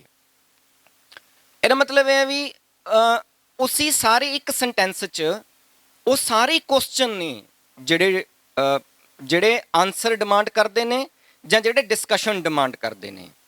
ਤੁਸੀਂ ਉਹਦੇ 'ਚ ਬਰਾਬਰ ਕਿਹਾ, ਉਹ ਇਕੁਐਲਿਟੀ ਦੀ ਸੈਂਸ 'ਚ ਆਉਂਦਾ ਹੈ। ਬਰਾਬਰਤਾ ਤੋਂ ਬਿਨਾਂ ਅਸੀਂ ਜਸਟਿਸ ਨੂੰ ਨਹੀਂ, ਨਿਆਂ ਨੂੰ ਨਹੀਂ ਸਮਝ ਸਕਦੇ ਵੀ ਜੇ ਅਸੀਂ ਬਰਾਬਰ ਹੀ ਨਹੀਂ ਹੈਗੇ ਤੇ ਫਿਰ ਸਾਡੇ ਨਾਲ ਅਨਿਆਂ ਹੁੰਦਾ ਹੈ। ਉਸੀ 'ਚੋਂ ਹੀ ਜੇ ਸਾਡੇ ਨਾਲ ਅਨਿਆਂ ਹੋ ਰਿਹਾ ਹੈ, ਇਹਦਾ ਇੱਕ ਮਤਲਬ ਇਹ ਹੋਇਆ ਵੀ ਹਲੇ ਅਸੀਂ ਫਰੀਡਮ ਨਹੀਂ ਇੰਜੋਏ ਕੀਤੀ, ਹਲੇ ਅਸੀਂ ਫਰੀਡਮ ਨੂੰ ਐਕਸਰਸਾਈਜ਼ ਨਹੀਂ ਕੀਤਾ, ਤੇ ਹਲੇ ਅਸੀਂ ਫਰੀ ਨਹੀਂ ਹੈਗੇ। ਫਰੀ ਦਾ ਮਤਲਬ ਇਹ ਹੋ ਗਿਆ ਵੀ 5 ਵਜੇ ਜਾਂ 6 ਵਜੇ ਜਾਂ 7 ਵਜੇ ਉਸ ਹੋਸਟਲ ਦੇ ਗੇਟ ਬੰਦ ਹੋ ਜਾਣੇ ਨੇ, ਤੇ ਉਹ ਤੋਂ ਬਾਅਦ ਇੱਕ ਸੈਕਸ਼ਨ ਹੈ ਇਸ ਯੂਨੀਵਰਸਿਟੀ ਦਾ ਜਿਹੜਾ ਫਰੀ ਨਹੀਂ ਹੈ। ਸੋ ਉਹ ਫਰੀਡਮ ਦੀ ਸਟਰਗਲ ਵੀ ਹੈ, ਉਹ ਜਸਟਿਸ ਦੀ ਸਟਰਗਲ ਵੀ ਹੈ, ਉਹ ਇਕੁਐਲਿਟੀ ਦੀ ਸਟਰਗਲ ਵੀ ਹੈ, ਉਹ ਫਰਟਰਨਿਟੀ ਦੀ ਵੀ ਸਟਰਗਲ ਵੀ ਹੈ, ਵੀ ਅਸੀਂ ਇੱਕ ਦੂਜੇ ਨੂੰ ਰਿਸਪੈਕਟ ਨਾਲ, ਇੱਕ ਦੂਜੇ ਨੂੰ ਪਿਆਰ ਨਾਲ, ਮੁਹੱਬਤ ਨਾਲ ਇੱਕ ਦੂਜੇ ਦੀ ਕਦਰ ਕਰਦੇ ਵੀ ਹਾਂ ਕਿ ਨਹੀਂ ਕਰਦੇ ਹਾਂ। ਅਸੀਂ ਇੱਕ ਮਨੁੱਖ ਦੇ ਤੌਰ 'ਤੇ ਆਪਣੇ ਆਪ ਨੂੰ ਸਮਝਦੇ ਵੀ ਹਾਂ ਕਿ ਨਹੀਂ ਸਮਝਦੇ ਹਾਂ। ਅਸੀਂ ਸਟੂਡੈਂਟ ਦੇ ਤੌਰ 'ਤੇ ਤਾਂ ਬਰਾਬਰ ਆ ਗਏ, ਬਟ ਕਿਆ ਅਸੀਂ ਮਨੁੱਖ ਦੇ ਤੌਰ 'ਤੇ ਇੱਕ ਦੂਜੇ ਨੂੰ ਬਰਾਬਰ ਦੇਖਦੇ ਵੀ ਹਾਂ ਕਿ ਨਹੀਂ ਦੇਖਦੇ ਹਾਂ। ਇਸ ਕਰਕੇ ਮੈਨੂੰ ਲੱਗਦਾ ਵੀ ਜਿਹੜਾ ਇਹ ਕੈਂਪਸ ਹੈ, ਤੁਹਾਡੇ ਆਸ-ਪਾਸ ਦੀਆਂ ਤੁਹਾਡੀਆਂ ਆਪਣੀਆਂ ਗੱਲਾਂ 'ਚੋਂ ਇਹ ਸਾਰੇ ਮੁੱਦੇ ਨੇ ਜਿਹੜੇ ਤੁਸੀਂ ਰੋਜ਼ ਡਿਸਕਸ਼ਨ ਕਰਦੇ ਹੋ, ਜਿਹੜੇ ਤੁਸੀਂ ਰੋਜ਼ ਡਿਬੇਟ ਕਰਦੇ ਹੋ। ਆਪਣਾ ਇਹ ਚੌਂਕ ਹੈ ਜਿਹਨੂੰ ਮਤਲਬ ਜਿਹਦਾ ਨਾਂ ਤੁਸੀਂ ਭਗਤ ਸਿੰਘ ਚੌਂਕ ਰੱਖਿਆ, ਤੇ ਕਿਉਂ ਰੱਖਿਆ, ਲੋੜ ਕੀ ਪੈ ਗਈ ਸੀ ਇਹਦਾ ਚੌਂਕ ਰੱਖਣ ਦੀ? ਕਿਉਂਕਿ ਇਹ ਕਿਹਾ ਗਿਆ ਵੀ ਸਟੂਡੈਂਟ ਇੱਥੇ ਜਿਹੜਾ ਆਉਂਦਾ ਉਹ ਵਿਹਲਾ ਬਹਿੰਦਾ ਹੈ। ਇਹਦਾ ਮਤਲਬ ਹੈ ਵੀ ਇਸ ਜਗ੍ਹਾ ਤੇ ਆਏ ਇੱਕ ਸੈਕਸ਼ਨ ਨੂੰ, ਜਿਹੜਾ ਇਸ ਯੂਨੀਵਰਸਿਟੀ ਦਾ ਪਾਰਟ ਹੈ, ਉਹਨੂੰ ਇਸ ਯੂਨੀਵਰਸਿਟੀ ਦੀ ਐਡਮਿਨਿਸਟ੍ਰੇਸ਼ਨ ਨੇ ਜਾਂ ਟੀਚਰਸ ਨੇ ਜਾਂ ਕਿਸੇ ਨੇ ਵੀ ਆਪਣੇ ਬਰਾਬਰ ਦਾ ਸਮਝਿਆ ਨਹੀਂ। ਉਹਨੇ ਉਹਨੂੰ ਬਰਾਬਰ ਦਾ ਕਲੇਮ ਕਰਨ ਨੂੰ ਉਹ ਨਾ ਰੱਖਿਆ, ਬਰਾਬਰ ਦਾ ਕਲੇਮ ਕਰਨ ਨੂੰ ਉਹ ਸਟਰਗਲ ਲੜੀ। ਇਸ ਕਰਕੇ ਮੈਨੂੰ ਲੱਗ ਰਿਹਾ ਵੀ ਜਿਹੜੀ ਅਸੀਂ ਗੱਲ ਕਰ ਰਹੇ ਹਾਂ, ਇਹ ਤੁਹਾਡੀ ਹੋਈ ਗੱਲ ਹੈ, ਸਾਡੀ ਨਹੀਂ ਹੈਗੀ। ਅਸੀਂ ਤਾਂ ਉਹਦੇ 'ਚ ਹਿੱਸੇਦਾਰ ਹਾਂ, ਪਾਰਟੀਸਪੇਟ ਕਰ ਰਹੇ ਹਾਂ। ਇਸ ਕਰਕੇ ਮੈਨੂੰ ਲੱਗਦਾ ਵੀ ਮਤਲਬ ਆਪਾਂ ਰੋਜ਼ ਇਕੁਐਲਿਟੀ ਬਾਰੇ, ਰੋਜ਼ ਬਰਾਬਰਤਾ ਬਾਰੇ ਡਿਸਕਸ਼ਨ ਕਰਦੇ ਹਾਂ, ਗੱਲ ਕਰਦੇ ਹਾਂ। ਫਾਰਮਰ ਸਟਰਗਲ ਚੱਲੀ, ਉਹਦੇ 'ਚ ਵੀ ਇੱਕ ਇਹ ਕੁਐਸਚਨ ਆਉਂਦਾ ਵੀ ਅਸੀਂ ਆਪਣੀਆਂ ਫਸਲਾਂ ਦੇ ਰੇਟ ਤੈਅ ਕਰਨ ਜੋਗੇ ਫ੍ਰੀ ਹੈਗੇ ਆ ਕਿ ਨਹੀਂ ਹੈਗੇ ਆ, ਸਾਨੂੰ ਨਾਗਰਿਕ ਵਾਂਗੂ ਸਮਝਿਆ ਜਾ ਰਿਹਾ ਹੈ ਕਿ ਨਹੀਂ ਸਮਝਿਆ ਜਾ ਰਿਹਾ। ਇਸ ਕਰਕੇ ਚਾਹੇ ਸਾਡੀ ਭਾਸ਼ਾ 'ਚ ਉਹ ਫਿਲਾਸਫੀ ਦੀਆਂ ਟਰਮਸ ਨਾ ਹੋਣ, ਪੋਲੀਟੀਕਲ ਥਿਊਰੀ ਦੀਆਂ ਟਰਮਸ ਨਾ ਹੋਣ, ਬਟ ਸਾਡੇ ਸਾਰਿਆਂ ਦਾ ਸੁਪਨਾ ਤਾਂ ਐਟਲੀਸਟ ਇੱਕ ਹੈਗਾ, ਇੱਕ ਬਿਹਤਰ ਸਮਾਜ ਦਾ ਸੁਪਨਾ ਹੈ। ਜਦੋਂ ਉਹ ਬਿਹਤਰ ਸਮਾਜ ਦਾ ਸੁਪਨਾ ਹੈ, ਉਹ ਬਿਹਤਰ ਸਮਾਜ ਦਾ ਸੁਪਨਾ ਬਰਾਬਰਤਾ ਤੋਂ ਬਿਨਾਂ ਨਹੀਂ ਹੋ ਸਕਦਾ। ਗਦਰੀ ਬਾਬੇ ਜਦੋਂ ਵਿਦੇਸ਼ ਗਏ ਤੇ ਉਹਨਾਂ ਨੇ ਉੱਥੇ ਜਾ ਕੇ ਕੰਮ ਕਰਨਾ ਸ਼ੁਰੂ ਕੀਤਾ ਤੇ ਉਹ ਇੱਕ ਗੱਲੋਂ ਬੜੇ ਆਹਤ ਹੋਏ ਵੀ ਯਾਰ ਇਹ ਸਾਨੂੰ ਆਪਣੇ ਬਰਾਬਰ ਦਾ ਸਮਝਦੇ ਹੀ ਨਹੀਂ ਹੈਗੇ, ਇਹ ਚੱਕਰ ਕੀ ਹੈ। ਉਹਨਾਂ ਨੂੰ ਲੱਗਿਆ ਵੀ ਯਾਰ ਤੇ ਸਾਡਾ ਤਾਂ ਮੁਲਕ ਹੀ ਨਹੀਂ ਇਹਨਾਂ ਦੇ ਬਰਾਬਰ ਦਾ। ਮੁਲਕ ਬਰਾਬਰ ਦਾ ਕਿਉਂ ਨਹੀਂ ਹੈਗਾ? ਕਿਉਂਕਿ ਅਸੀਂ ਕਿਸੇ ਦੇ ਗੁਲਾਮ ਹੈ, ਤੇ ਜਦੋਂ ਤੁਸੀਂ ਕਿਸੇ ਦੇ ਗੁਲਾਮ ਹੋ ਫਿਰ ਤੁਸੀਂ ਉਹਦੇ ਬਰਾਬਰ ਨਹੀਂ ਹੋ। ਹੁਣ ਉਹ ਜਿਹੜੀ ਸਟਰਗਲ ਉਹ ਉੱਥੋਂ ਇੱਥੇ ਤੱਕ ਆਉਂਦੇ ਨੇ, ਆਜ਼ਾਦੀ ਦੀ ਜਿਹੜੀ ਸਟਰਗਲ ਹੈ, ਫਰੀਡਮ ਦੀ ਜਿਹੜੀ ਸਟਰਗਲ ਹੈ, ਉਹ ਇਕੁਐਲਿਟੀ ਦੀ ਸਟਰਗਲ ਵੀ ਹੈ। ਜਦੋਂ ਅੰਬੇਦਕਰ ਤੋਂ ਪੁੱਛਿਆ ਕਿਸੇ ਨੇ ਵੀ ਯਾਰ ਤੁਸੀਂ ਜਿਸ ਸੁਸਾਇਟੀ ਨੂੰ ਇਮੈਜਿਨ ਕਰਦੇ ਹੋ, ਮੈਨੂੰ ਨਾ ਟਾਈਮ ਦੱਸ ਹੀ ਦਿਓ, ਮਤਲਬ ਮੈਨੂੰ ਲੱਗਣਾ ਨਹੀਂ ਸਾਹਿਬ, ਵੀ ਜਦੋਂ ਤੁਸੀਂ ਕਿਸੇ ਸੁਸਾਇਟੀ ਨੂੰ ਇਮੈਜਿਨ ਕਰਦੇ ਹੋ ਵੀ ਸੁਸਾਇਟੀ ਸਮਾਜ ਕਿੱਦਾਂ ਦਾ ਹੋਵੇ, ਉਹ ਬਹੁਤ 3 ਸ਼ਬਦ ਨੇ ਜਿਹੜੇ ਕਹਿੰਦੇ ਨੇ ਵੀ ਯਾਰ ਉਹ ਸਮਾਜ ਜਿਸ ਸਮਾਜ 'ਚ ਇਕੁਐਲਿਟੀ ਹੈ, ਜਿਸ ਸਮਾਜ 'ਚ ਲਿਬਰਟੀ ਹੈ, ਜਿਸ ਸਮਾਜ 'ਚ ਫਰਟਰਨਿਟੀ ਹੈ। ਤਿੰਨੇ ਹੀ ਫ੍ਰੈਂਚ ਰੈਵੋਲੂਸ਼ਨ ਦੇ ਸਟਰਗਲ ਨੇ। ਬਰਾਬਰਤਾ ਹੈ, ਆਜ਼ਾਦੀ ਹੈ ਤੇ ਇੱਕ ਦੂਜੇ ਪ੍ਰਤੀ ਰਿਸਪੈਕਟ ਹੈ। ਜਦ ਤੱਕ ਉਹ ਸਮਾਜ ਇਹਨਾਂ ਤਿੰਨਾਂ ਚੀਜ਼ਾਂ ਤੇ ਖਰਾ ਨਹੀਂ ਉਤਰਦਾ, ਉਦੋਂ ਤੱਕ ਉਹ ਸਮਾਜ ਨਹੀਂ ਹੋ ਸਕਦਾ।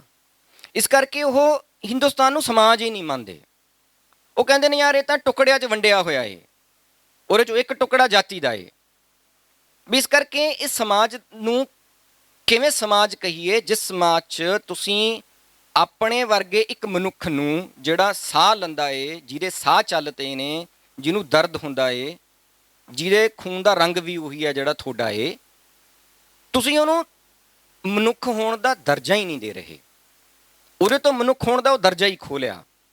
ਤੁਸੀਂ ਉਹਨੂੰ ਜਾਂ ਅਨਟੱਚੇਬਲ ਕਹਿੰਦੇ ਹੋ, ਜਾਂ ਅਛੂਤ ਕਹਿੰਦੇ ਹੋ, ਜਾਂ ਇਹ ਕਹਿੰਦੇ ਹੋ ਵੀ ਯਾਰ ਇੰਨੇ ਵਜੇ ਤੂੰ ਗਲੀ 'ਚੋਂ ਨਿਕਲਣਾ ਹੈ ਤੇ ਇੰਨੇ ਵਜੇ ਤੂੰ ਵਾਪਸ ਚਲੇ ਜਾਣਾ ਹੈ, ਆਹ ਤੇਰਾ ਕੰਮ ਹੈ, ਇਹੀ ਤੂੰ ਕਰਨਾ ਹੈ। ਹੁਣ ਉਹ ਵੀ ਜਿਹੜਾ ਸਵਾਲ ਹੈ, ਜਦੋਂ ਉਹ ਇੱਕ ਉਸ ਕਿਸਮ ਦੇ ਸਮਾਜ ਦੀ ਕਲਪਨਾ ਕਰਦੇ ਨੇ ਜਿਸ ਸਮਾਜ 'ਚ ਅਸੀਂ ਇੱਕ ਬਿਹਤਰ ਸਮਾਜ ਨੂੰ ਕਿਵੇਂ ਬੁਣਾਂਗੇ ਜਾਂ ਇੱਕ ਬਿਹਤਰ ਸਮਾਜ ਨੂੰ ਕਿਵੇਂ ਲਿਆਵਾਂਗੇ, ਉਹਦੇ 'ਚ ਵੀ ਇਕੁਐਲਿਟੀ ਬਹੁਤ ਸੈਂਟਰਲ ਹੈ। ਔਰ ਉਹ ਸਾਡੀਆਂ ਆਮ ਮਰਾਂ ਦੀਆਂ ਜ਼ਿੰਦਗੀਆਂ 'ਚ ਇਕੁਐਲਿਟੀ ਬਹੁਤ ਸੈਂਟਰਲ ਹੈ। ਜਦੋਂ ਤੁਸੀਂ ਇਹ ਕਹਿੰਦੇ ਹੋ ਵੀ ਯਾਰ ਮੈਂ ਕਿਹੜਾ ਸਬਜੈਕਟ ਪੜ੍ਹਨਾ ਹੈ, ਕਿਹੜਾ ਨਹੀਂ ਪੜ੍ਹਨਾ, ਇਹ ਮੈਨੂੰ ਵੀ ਤੈਅ ਕਰ ਲੈਣ ਦਿਓ, ਇਸ ਇੱਕ ਸੈਂਟੈਂਸ 'ਚ ਸਾਰੀ ਪੋਲੀਟੀਕਲ ਥਿਊਰੀ ਪਈ ਹੈ। ਉਹ ਫਰੀਡਮ ਦੀ ਵੀ ਗੱਲ ਹੈ ਵੀ ਯਾਰ ਮੈਂ ਆ, ਮੈਨੂੰ ਵੀ ਤਾਂ ਡਿਸਾਈਡ ਕਰ ਲੈਣ ਦਿਓ ਨਾ, ਮੈਨੂੰ ਵੀ ਤਾਂ ਫਰੀਡਮ ਦਿਓ, ਮੈਂ ਕਿਹੜਾ ਸਬਜੈਕਟ ਪੜ੍ਹਨਾ ਕਿਹੜਾ ਨਹੀਂ ਪੜ੍ਹਨਾ। ਉਹਦੇ 'ਚ ਇਸ ਗੱਲ ਦਾ ਵੀ ਦਾਵਾ ਹੈ ਵੀ ਤੁਸੀਂ ਮੈਨੂੰ ਆਪਣੇ ਬਰਾਬਰ ਦਾ ਸਮਝੋ। ਉਹਦੇ 'ਚ ਇਸ ਗੱਲ ਦਾ ਵੀ ਦਾਵਾ ਹੈ ਵੀ ਜੇ ਤੁਸੀਂ ਇਹ ਮੈਨੂੰ ਨਹੀਂ ਦਿੰਦੇ ਫਿਰ ਤੁਸੀਂ ਮੇਰੇ ਨਾਲ ਅਨਿਆਂ ਕਰ ਰਹੇ ਹੋ। ਉਹ ਜਸਟਿਸ ਦਾ ਵੀ ਮਸਲਾ ਹੈ। ਇਸ ਕਰਕੇ ਮੈਨੂੰ ਲੱਗਦਾ ਵੀ ਇਹ ਐਜ਼ ਅ ਕੰਸੈਪਟ ਸਾਡੇ ਸਾਰਿਆਂ ਦੇ ਆਸੇ-ਪਾਸੇ ਘੁੰਮ ਰਹੇ ਨੇ, ਅਸੀਂ ਇਹਦੇ ਤੋਂ ਬਾਹਰ ਨਹੀਂ ਹੋਏ। ਦੂਜੀ ਜਿਹੜੀ ਮੋਨਿਕੋਣਾ ਨੇ ਗੱਲ ਛੇੜੀ ਤੇ ਮੈਂ ਉਹਨੂੰ ਥੋੜ੍ਹਾ ਜਿਹਾ ਫਰਦਰ ਕਹਿਣਾ ਹੈ, ਜਦੋਂ ਆਪਾਂ ਇਕੁਐਲਿਟੀ ਦੀ ਸੈਂਸ 'ਚ ਗੱਲ ਕਰਦੇ ਹਾਂ, ਉਹਦਾ ਇੱਕ ਆਪੋਜ਼ਿਟ ਹੈ। ਮਤਲਬ ਸਾਡੇ ਵਾਸਤੇ ਇਕੁਐਲਿਟੀ ਦਾ, ਬਰਾਬਰਤਾ ਦਾ ਸਵਾਲ ਹੀ ਕਿਉਂ? ਅਸੀਂ 21ਵੀਂ ਸਦੀ 'ਚ ਰਹਿਣ ਵਾਲੇ, ਅਸੀਂ ਦੁਨੀਆ ਦੀਆਂ ਪਤਾ ਨਹੀਂ ਕਿੰਨੀਆਂ ਹੀ ਸਦੀਆਂ ਦੇਖ ਲਈਆਂ, 3000 ਸਾਲ 4000 ਸਾਲ, ਅਸੀਂ ਕਿੰਨੀ ਹੀ ਫਿਲਾਸਫੀ ਦੇਖ ਲਈ, ਅਸੀਂ ਕਿੰਨੀਆਂ ਹੀ ਸਟਰਗਲਸ ਦੇਖ ਲਈਆਂ, ਕਿੰਨੇ ਹੀ ਅਸੀਂ ਥਿੰਕਰ ਦੇਖ ਲਏ। ਕੁਛ ਦਾ ਜ਼ਿਕਰ ਹੋਇਆ, ਕੁਛ ਦੇ ਮਤਲਬ ਕੁਛ ਤੁਹਾਡੇ ਦਿਮਾਗ 'ਚ ਬੈਠੇ ਹੋਣਗੇ ਫਿਲਾਸਫਰ, ਥਿੰਕਰਸ। ਅਸੀਂ ਅੱਜ ਵੀ ਬਰਾਬਰੀ ਦੀ ਗੱਲ ਕਿਉਂ ਕਰ ਰਹੇ ਹਾਂ? ਕਿਉਂਕਿ ਇਹਦਾ ਕੋਈ ਆਪੋਜ਼ਿਟ ਹੈ ਜਿਹੜਾ ਸਾਨੂੰ ਤੰਗ ਕਰਦਾ ਹੈ। ਇਹਦਾ ਆਪੋਜ਼ਿਟ ਕਿਆ ਹੈ? ਇਹਦਾ ਆਪੋਜ਼ਿਟ ਹੈਗੀ ਹੈ ਇਨਇਕੁਐਲਿਟੀ, ਸਮਾਜ ਦਾ ਅਨਈਕੁਅਲ ਹੋਣਾ। ਹੁਣ ਉਹਦੇ 'ਚ ਇੱਕ ਸਵਾਲ ਇਹ ਨਿਕਲਦਾ ਵੀ ਫਿਰ ਇਨਇਕੁਐਲਿਟੀ ਕਿ ਐਡੀ ਮਾੜੀ ਹੈ? ਕਿਆ ਫਿਰ ਅਸੀਂ ਸਾਰਿਆਂ ਨੂੰ ਬਰਾਬਰ ਦਾ ਟਰੀਟ ਕਰੀਏ? ਜਦੋਂ ਹੀ ਅਸੀਂ ਇਹ ਕਹਿੰਦੇ ਹਾਂ ਵੀ ਅਸੀਂ ਸਾਰਿਆਂ ਨੂੰ ਬਰਾਬਰ ਦਾ ਟਰੀਟ ਕਰੀਏ, ਫਿਰ ਕਿਆ ਅਸੀਂ ਜ਼ਿਆਦਾ ਇਨਇਕੁਅਲ ਤਾਂ ਨਹੀਂ ਕਰ ਰਹੇ? ਅਸੀਂ ਜ਼ਿਆਦਾ ਅਨਈਕੁਅਲ ਤਾਂ ਨਹੀਂ ਹੋ ਰਹੇ? ਅਸੀਂ ਨਾ ਬਰਾਬਰੀ ਤਾਂ ਨਹੀਂ ਖੜੀ ਕਰ ਰਹੇ? ਇਹਦਾ ਮਤਲਬ ਹੈ ਵੀ ਸਾਨੂੰ ਇਨਇਕੁਐਲਿਟੀ ਨਾ ਬਰਾਬਰਤਾ ਨੂੰ ਵੀ ਡਿਫਾਈਨ ਕਰਨਾ ਪੈਣਾ ਅਸੀਂ ਕਿਸ ਸੈਂਸ 'ਚ ਕਹਿ ਰਹੇ ਹਾਂ, ਕਿਉਂਕਿ ਇਨਇਕੁਐਲਿਟੀ ਦਾ ਰਿਜ਼ਰਵੇਸ਼ਨ ਵੀ ਹੈ, ਇਨਇਕੁਐਲਿਟੀ ਤਾਂ तमाम किस्म ਦੀਆਂ ਹੋਰ ਵੀ ਚੀਜ਼ਾਂ ਨੇ। ਸੋ ਇਨਇਕੁਐਲਿਟੀ ਨੂੰ ਕਿਵੇਂ ਡਿਫਾਈਨ ਕਰੀਏ, ਕਿਹੜੀ ਇਨਇਕੁਐਲਿਟੀ ਤੋਂ ਸਾਨੂੰ ਦਿੱਕਤ ਹੈ, ਕਿਹੜੀ ਨਾ ਬਰਾਬਰਤਾ ਤੋਂ ਸਾਨੂੰ ਦਿੱਕਤ ਹੈ। ਮੈਨੂੰ ਲੱਗਦਾ ਵੀ ਜਦੋਂ ਆਪਾਂ ਇਨਇਕੁਐਲਿਟੀ ਨਾ ਬਰਾਬਰਤਾ ਨੂੰ ਖਤਮ ਕਰਨ ਦੀ ਗੱਲ ਕਰਦੇ ਹਾਂ, ਉਹਨੂੰ ਜੇ ਇੱਕ ਹੀ ਸੈਂਟੈਂਸ 'ਚ ਪਰੋਣਾ ਹੋਵੇ, ਅੱਛਾ ਤਾਂ ਯਾਰ ਚਲੋ, ਉਹਨੂੰ ਜੇ ਇੱਕ ਹੀ ਸੈਂਟੈਂਸ 'ਚ ਪਰੋਣਾ ਹੋਵੇ, ਉਹ ਇਹ ਹੈ ਵੀ ਯਾਰ ਉਸ ਕਿਸਮ ਦਾ ਆਈਡੀਆ, ਉਸ ਕਿਸਮ ਦਾ ਥਾਟ ਜਿਹੜਾ ਤੁਹਾਨੂੰ ਦੂਜੇ ਮਨੁੱਖ ਨੂੰ ਮਨੁੱਖ ਹੋਣ ਦਾ ਦਰਜਾ ਨਹੀਂ ਦਿੰਦਾ, ਉਹ ਜਿਹੜੀ ਇਨਇਕੁਐਲਿਟੀ ਦੀ ਸੈਂਸ ਹੈ, ਉਹ ਜਿਹੜੀ ਇਨਇਕੁਐਲਿਟੀ ਦੀ ਸ਼ੇਪ ਹੈ, ਅਸੀਂ ਇਹਨੂੰ ਰਿਜੈਕਟ ਕਰਦੇ ਹਾਂ। ਉਹ ਕੋਈ ਸਪੇਸ ਹੋਵੇ, ਉਹ ਇਹ ਯੂਨੀਵਰਸਿਟੀ ਹੋਵੇ, ਜੇ ਐਡਮਿਨਿਸਟ੍ਰੇਸ਼ਨ, ਜੇ ਅਧਿਆਪਕ ਸਾਤੋਂ ਸਟੂਡੈਂਟ ਹੋਣ ਦਾ, ਸਟੂਡੈਂਟ ਦੇ ਨਾਂ 'ਤੇ ਮਨੁੱਖ ਹੋਣ ਦਾ, ਮਨੁੱਖ ਦੇ ਨਾਂ 'ਤੇ ਸੋਚਣ ਸਮਝਣ ਵਾਲੇ ਪ੍ਰਾਣੀ ਹੋਣ ਦਾ ਹੱਕ ਖੋ ਰਹੇ ਨੇ, ਫਿਰ ਇੱਥੇ ਹੈ ਇਕੁਐਲਿਟੀ ਦੀ ਸਟਰਗਲ, ਇੱਥੇ ਹੀ ਲੜਨੀ ਹੈ, ਇਹੀ ਬੈਟਲ ਹੈ। ਇਹਨੂੰ ਸਮਝਣ ਵਾਸਤੇ ਉਹ ਲਾਇਬ੍ਰੇਰੀਆਂ ਪਈਆਂ ਨੇ, ਇਹਨੂੰ ਸਮਝਣ ਵਾਸਤੇ ਅਸੀਂ ਸਾਰੇ ਬੈਠੇ ਹਾਂ। ਇਸ ਕਰਕੇ ਮੈਨੂੰ ਲੱਗਦਾ ਵੀ ਜਿਹੜਾ ਉਹਦਾ ਆਪੋਜ਼ਿਟ ਹੈ, ਉਹਦੀ ਆਪੋਜ਼ਿਟ ਦੀ ਸੈਂਸ ਬਹੁਤ ਇੰਪੋਰਟੈਂਟ ਹੈ। ਦੂਜਾ, ਮੈਂ ਉਹਨੂੰ ਆਪੋਜ਼ਿਟ ਦੀ ਸੈਂਸ 'ਚ ਇਸ ਕਰਕੇ ਵੀ ਗੱਲ ਕਰ ਰਿਹਾ ਵੀ ਜਿਹੜੀ ਗੱਲ ਵੀ ਹੋਈ ਵੀ ਯਾਰ ਆਪਾਂ ਚੀਜ਼ਾਂ ਨੂੰ ਬਹੁਤ ਆਈਸੋਲੇਸ਼ਨ 'ਚ ਦੇਖਦੇ ਹਾਂ, ਫਿਰ ਆਪਾਂ ਕਾਸਟ ਨੂੰ ਇੱਕ ਆਈਸੋਲੇਸ਼ਨ 'ਚ ਦੇਖ ਲਾਂਗੇ, ਜੈਂਡਰ ਨੂੰ ਇੱਕ ਆਈਸੋਲੇਸ਼ਨ 'ਚ ਦੇਖ ਲਾਂਗੇ, ਜਾਂ ਆਪਾਂ ਕਲਾਸ ਨੂੰ ਇੱਕ ਜਿਹੜਾ ਹੈਗਾ ਉਹ ਆਈਸੋਲੇਸ਼ਨ 'ਚ ਦੇਖਾਂਗੇ। ਮੈਨੂੰ ਲੱਗਦਾ ਵੀ ਇਸ ਆਪੋਜ਼ਿਟ 'ਚ ਉਹਨੂੰ ਆਈਸੋਲੇਸ਼ਨ ਤੋਂ ਅੱਗੇ ਦੇਖਣ ਦੀ ਲੋੜ ਹੈ। ਜਿਵੇਂ ਮੈਂ ਤੁਹਾਨੂੰ ਇੱਕ ਸਟੇਟਮੈਂਟ ਸੁਣਾਉਣਾ ਹੈ, ਇਹ ਵਰਲਡ ਇਨਇਕੁਐਲਿਟੀ ਲੈਬ ਨੇ ਹੁਣੀ ਉਹਦੀ ਰਿਪੋਰਟ ਆਈ ਹੈ, ਅਤੇ ਉਹਦੇ ਇੰਡੀਆ ਬਾਰੇ ਉਹਦੇ 'ਚ ਇੱਕ ਕਮੈਂਟ ਹੈ।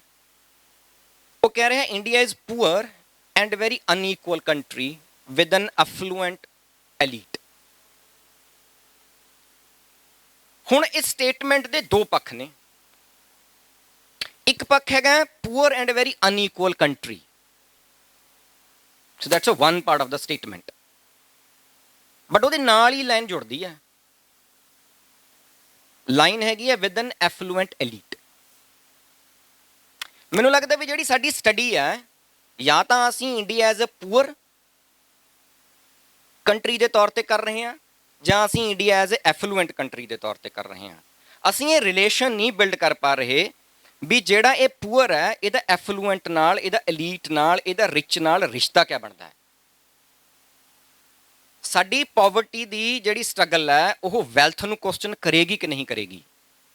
ਜੇ ਉਹ ਵੈਲਥ ਨੂੰ ਕੁਐਸਚਨ ਨਹੀਂ ਕਰਦੀ, ਫਿਰ ਉਹ ਇਕੋਨੋਮਿਜ਼ਮ ਹੈ, ਉਹ ਫਿਲੈਂਥਰੋਪੀ ਹੈ। ਕੰਬਲ ਵੰਡ ਦਿਓ, ਮਾੜਾ ਨਹੀਂ ਮੈਂ ਕਹਿ ਰਿਹਾ ਉਹਨੂੰ, ਜਾਂ ਰੋਟੀ ਖਿਲਾ ਦਿਓ, ਕਿਉਂਕਿ ਅਸੀਂ ਉਹਨੂੰ ਤੋੜਤਾ। ਉਹਨੂੰ ਇਹ ਨਹੀਂ ਦੇਖਿਆ ਵੀ ਵੈਲਥ ਤਾਂ ਜਨਰੇਟ ਹੋਈ, ਪਰ ਉਹਦੀ ਰੀਡਿਸਟਰੀਬਿਊਸ਼ਨ, ਉਹਦੀ ਵੰਡ ਹੈ ਜਿਹੜੀ, ਉਹ ਕਾਣੀ ਹੋਈ। ਇਸ ਕਾਣੀ ਵੰਡ ਨੂੰ ਠੀਕ ਕਰਨਾ ਹੈ। ਜਦੋਂ ਹੀ ਤੁਸੀਂ ਉਸ ਵੰਡ 'ਤੇ ਪੈਂਦੇ ਹੋ, ਫਿਰ ਤੁਸੀਂ ਇਹਨਾਂ ਦੋਨਾਂ ਨੂੰ ਇਕੱਠਿਆਂ ਜੋੜ ਕੇ ਦੇਖਦੇ ਹੋ। ਜਿਵੇਂ ਰਿਪੋਰਟ ਕਹਿੰਦੀ ਹੈ ਵੀ ਜਿਹੜੇ 10% ਨੇ, ਉਹਨਾਂ ਕੋਲੇ 57% ਇਕਨੋਮਿਕ ਇਨਕਮ ਉਹਨਾਂ ਦੇ ਕਬਜ਼ੇ 'ਚ ਹੈ, ਅਤੇ ਜਿਹੜੇ 50% ਨੇ, ਉਹਨਾਂ ਕੋਲੇ ਸਿਰਫ 13% ਹੈ। ਹੁਣ ਇਹ ਜਿਹੜੇ 50% ਹੈ, ਜਿਹਦੇ ਕੋਲੇ ਸਿਰਫ 13% ਹੈ, ਇਹਦਾ ਇੱਕ ਵੱਡਾ ਕਾਰਨ ਇਹ ਹੈ ਵੀ ਉਹ ਜਿਹੜੇ 10 ਨੇ, ਉਹਨਾਂ ਕੋਲੇ 57 ਹੈ। ਇਹਨੂੰ ਇਸ ਰਿਲੇਸ਼ਨ ਤੋਂ ਬਿਨਾਂ ਨਹੀਂ ਸਮਝਿਆ ਜਾ ਸਕਦਾ। ਇਸ ਕਰਕੇ ਮੈਨੂੰ ਲੱਗਦਾ ਵੀ ਯਾਰ ਜਿਹੜਾ ਆਪਣਾ ਸੋਸ਼ਲ ਇਕੁਐਲਿਟੀ ਦਾ ਇੱਕ ਮਸਲਾ ਹੈ, ਜਿਹੜਾ ਆਪਾਂ ਇੱਥੇ ਵੀ ਆ ਕੇ ਖੜਦੇ ਹਾਂ, ਮੈਂ ਸਿਰਫ ਇੱਕ ਗੱਲ ਨਾਲ ਹੀ ਐਂਡ ਕਰਨਾ ਹੈ ਵੀ ਮਤਲਬ ਜਦੋਂ ਆਪਾਂ ਸੋਸ਼ਲ ਇਕੁਐਲਿਟੀ ਨੂੰ ਜਾਂ ਇਨਇਕੁਐਲਿਟੀ ਨੂੰ ਇਸ ਨਜ਼ਰੀਏ ਨਾਲ ਦੇਖਦੇ ਹਾਂ ਵੀ ਇੱਕ ਦਾ ਰਿਸ਼ਤਾ ਦੂਜੇ ਨਾਲ ਹੈ, ਦੂਜੇ ਦਾ ਰਿਸ਼ਤਾ ਤੀਜੇ ਨਾਲ ਹੈ, ਫਿਰ ਸਾਡੇ ਕੋਲੇ ਬਹੁਤ ਸਾਰੀਆਂ ਇਨਇਕੁਐਲਿਟੀ ਦਾ ਭੰਡਾਰ ਖੜਾ ਹੁੰਦਾ ਹੈ। ਔਰ ਉਹ ਸਾਰਾ ਭੰਡਾਰ ਇੱਥੇ ਹੀ ਬੈਠਾ ਹੈ, ਕਿਤੇ ਨਹੀਂ ਹੈਗਾ ਹੋਰ। ਆਪਣੇ 'ਚੋਂ ਬਹੁਤ ਸਾਰੇ ਨੇ ਜਿਹੜੇ ਮੇਲ ਨੇ, ਬਹੁਤ ਸਾਰੇ ਨੇ ਜਿਹੜੇ ਰੂਰਲ ਬੈਕਗਰਾਊਂਡ ਤੋਂ ਆਉਂਦੇ ਨੇ, ਬਹੁਤ ਸਾਰੇ ਨੇ ਜਿਹੜੇ ਪੂਅਰ ਨੇ, ਬਹੁਤ ਸਾਰੇ ਨੇ ਜਿਹੜੇ ਦਲਿਤ ਨੇ, ਬਹੁਤ ਸਾਰੇ ਨੇ ਜਿਹੜੇ ਅਦਰਵਾਈਜ਼ ਇਸ ਕਰਕੇ ਯੂਨੀਵਰਸਿਟੀ 'ਚ ਨਹੀਂ ਆ ਸਕੇ ਕਿਉਂਕਿ ਉਹਨਾਂ ਕੋਲੇ ਉੱਥੋਂ ਪਹੁੰਚਣ ਦਾ, ਇੱਥੇ ਤੱਕ ਪਹੁੰਚਣ ਦੇ ਰਿਸੋਰਸ ਹੈ ਨਹੀਂਗੇ। ਇਸ ਕਰਕੇ ਮੈਨੂੰ ਲੱਗਦਾ ਵੀ ਦੋ ਚੀਜ਼ਾਂ, ਮਤਲਬ ਮੈਂ ਇਹਦੇ ਨਾਲ ਐਂਡ ਕਰੂੰਗਾ। ਮੈਂ ਅਕਸਰ ਆਪਣੀ ਕਲਾਸ 'ਚ ਗੱਲ ਕਰਦਾ ਹੁੰਦਾ, ਉਹ ਮੈਂ ਸਵਾਲ ਤੁਹਾਡੇ ਵਾਸਤੇ ਵੀ ਛੱਡ ਕੇ ਜਾਂਦਾ। ਮੈਂ ਮੇਰੀ ਜਦੋਂ ਪਹਿਲੀ ਕਲਾਸ ਸ਼ੁਰੂ ਹੋਈ ਤਾਂ ਮੈਂ ਇਹ ਗੱਲ ਕਿਹਾ ਵੀ ਯਾਰ ਆਪਾਂ ਮੈਰਿਟ ਲਿਸਟ ਬਣਾਉਣੀ ਆ, 50 ਸੀਟਾਂ ਨੇ, 60 ਸੀਟਾਂ ਨੇ। ਇਸ ਨਾ ਬਰਾਬਰ ਸਮਾਜ 'ਚ ਤੁਸੀਂ ਸਾਰਿਆਂ ਨੂੰ ਬਰਾਬਰ ਦਾ ਮੌਕਾ ਦੇਣਾ ਹੈ, ਬਰਾਬਰ ਸਮਝਣਾ ਹੈ, ਤੇ ਉਸ ਬਰਾਬਰ ਸਮਝਦੇ ਹੋਏ ਤੁਸੀਂ ਆਪਣੀਆਂ ਆਪਣੀਆਂ ਕਲਾਸਾਂ ਦੀ ਮੈਰਿਟ ਲਿਸਟ ਤਿਆਰ ਕਰਨੀ ਹੈ। ਕਿਵੇਂ ਕਰੋਗੇ? ਮੈਂ ਬਸ ਇਹਦੇ ਨਾਲ ਹੀ ਗੱਲ ਖਤਮ ਕਰਦਾ ਆਪਣੀ। Thank you. Thank you sir. Conceptualisation ਤੇ ਕਨਸੈਪਚੁਅਲ ਫਰੇਮਵਰਕਸ ਤੇ ਐਬਸਟ੍ਰੈਕਸ਼ਨ ਤੇ ਆਪਾਂ ਗੱਲ ਸੁਣੀ ਹੈ ਨਾ, ਪਰ ਇਹ ਕਨਸੈਪਚੁਅਲਾਈਜੇਸ਼ਨ ਉਨੀ ਦੇਰ ਤੱਕ ਇਹ ਅਧੂਰੀ ਹੈ ਜਿੰਨੀ ਦੇਰ ਤੱਕ ਅਸੀਂ ਇਹਨੂੰ ਸਾਡੇ ਲਿਵਡ ਐਕਸਪੀਰੀਐਂਸਿਸ ਦੇ ਨਾਲ ਨਹੀਂ ਜੋੜਦੇ। ਸਾਡੇ ਜਿਹੜੇ ਲਿਵਡ ਐਕਸਪੀਰੀਐਂਸਿਸ ਨੇ, ਸਾਡੀ ਜਿਹੜੀਆਂ ਸੋਸ਼ਲ ਰਿਐਲਿਟੀਜ਼ ਨੇ, ਇਹ ਸਾਡੀ ਜਿਹੜੀ ਕਨਸੈਪਚੁਅਲਾਈਜੇਸ਼ਨ ਹੈ ਇਹਨੂੰ ਕੰਟੈਸਟ ਵੀ ਕਰਦੇ, ਇਹਨੂੰ ਪ੍ਰੋਬਲਮਟਾਈਜ਼ ਵੀ ਕਰਦੇ ਆ, ਤੇ ਉਹਦੇ ਨਾਲ ਨਾਲ ਇਹਨੂੰ ਐਨਰਿਚ ਵੀ ਕਰਦੇ ਆ। ਸਾਡੇ ਵਿੱਚ ਸੰਦੀਪ ਕੌਰ ਬੈਠੇ ਨੇ। ਸੰਦੀਪ ਕੌਰ ਮਤੋਈ ਪਿੰਡ ਤੋਂ ਨੇ। ਮਤੋਈ ਪਿੰਡ ਵਿੱਚ ਜਿਹੜੀ ਜ਼ਮੀਨ ਦੀ ਜਿਹੜੀ ਕਾਮਨ ਲੈਂਡ ਦੀ ਸ਼ਾਮ ਲਾਟ ਦੀ ਸਟਰਗਲ ਸੀਗੀ, ਉਹਨਾਂ ਨੂੰ ਸੰਦੀਪ ਤੇ ਸੰਦੀਪ ਦੇ ਸਾਥੀਆਂ ਨੇ, ਜਿਨ੍ਹਾਂ ਨੇ ਏਕਤਾ ਕਲੱਬ ਕਰਕੇ ਇੱਕ ਗਰੁੱਪ ਵੀ ਉਹ ਕਰਿਆ ਸੀ, ਫਾਰਮੂਲੇਟ ਕਰਿਆ ਸੀ, ਤੇ ਇਹਨਾਂ ਨੇ ਉਹ ਸਟਰਗਲ ਲੀਡ ਕਰੀ ਹੈ। ਤੇ ਸੰਦੀਪ ਸਾਡੇ ਨਾਲ ਉਹੀ ਲਿਵਡ ਐਕਸਪੀਰੀਐਂਸਿਸ ਜਿਹੜੇ ਉਹਨਾਂ ਦੀ ਆਪਣੇ ਐਕਸਪੀਰੀਐਂਸਿਸ ਸਟਰਗਲ ਦੇ ਦੌਰਾਨ ਰਹੇ ਨੇ, ਉਹ ਸਾਡੇ ਨਾਲ ਸ਼ੇਅਰ ਕਰਨਗੇ। ਤੇ ਮੈਂ ਬਿਨਾਂ ਕਿਸੇ ਡਿਲੇ ਤੋਂ ਸੰਦੀਪ ਨੂੰ ਸੱਦਾ ਦਿੰਦੀ ਹਾਂ। ਮੇਰਾ ਨਾਮ ਹੈ ਸੰਦੀਪ ਕੌਰ ਹੈ, ਮੇਰਾ ਪਿੰਡ ਮਤੋਈ, ਤੇ ਮੈਂ ਤੁਹਾਡੇ ਨਾਲ ਅੱਜ ਆਪਣਾ ਐਕਸਪੀਰੀਅੰਸ ਸਾਂਝਾ ਕਰਾਂਗੀ। ਮੇਰੇ ਪਿੰਡ ਮਤੋਈ ਵਿੱਚ ਨਾ 55 ਕੁ ਬਿੱਗੇ ਜ਼ਮੀਨ ਬਣਦੀ ਆ, ਐਸਸੀ ਸਾਰਿਆਂ ਨੂੰ ਆਉਂਦੀ ਆ, ਤੇ ਉਹਦੇ ਚੋਂ 17 ਕੁ ਬਿੱਗੇ ਐਸਸੀ ਕੈਟਾਗਰੀ ਨੂੰ ਮਿਲਦੀ ਹੈਗੀ। ਤੇ ਹਰ ਸਾਲ ਕੋਈ ਨਾ ਕੋਈ ਕਰਕੇ ਜਿਹੜੇ ਜਰਨਲ ਕੈਟਾਗਰੀ ਦੇ ਹੁੰਦੇ ਨੇ ਉਹ ਜ਼ਮੀਨ ਨੂੰ ਲੈ ਕੇ, ਜਿਹੜੀ 17 ਬਿੱਗੇ ਆ, ਐਸਸੀ ਕੈਟਾਗਰੀ ਦੇ ਬੰਦੇ ਨੂੰ ਸ਼ਰਾਬ ਦੀ ਬੋਤਲ ਦੇ ਕੇ ਜਾਂ ਕਿਸੇ ਵੀ ਤਰੀਕੇ ਨਾਲ ਉਹਨੂੰ ਖਰੀਦ ਲੈਂਦੇ ਨੇ, ਤੇ ਫਿਰ ਬਾਉਂਦਾ ਉਹਨੂੰ ਜਰਨਲ ਕੈਟਾਗਰੀ ਦਾ ਹੀ ਆ।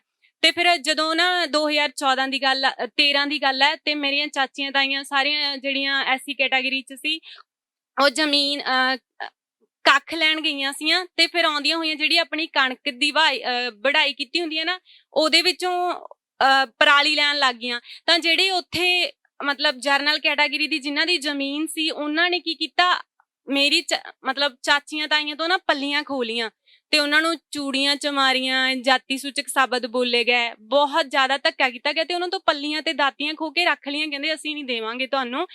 ਤੇ ਫਿਰ ਸਾਡਾ ਕਲੱਬ 2013 ਤੋਂ ਹੀ ਕੰਮ ਕਰ ਰਿਹਾ ਗਾ, ਤੇ ਉਹਨਾਂ ਨੂੰ ਪਤਾ ਸੀ ਵੀ ਏਕਤਾ ਯੂਥ ਕਲੱਬ ਮਤੋਈ ਕੁੜੀਆਂ ਦਾ ਬਣਾਇਆ ਹੋਇਆ, ਤੇ ਅਸੀਂ 11 ਕੁੜੀਆਂ ਜੋ ਪੜ੍ਹ ਵੀ ਰਹੇ ਹਾਂ ਤੇ ਕਲੱਬ ਦਾ ਕੰਮ ਵੀ ਚਲਾ ਰਹੇ ਹਾਂ।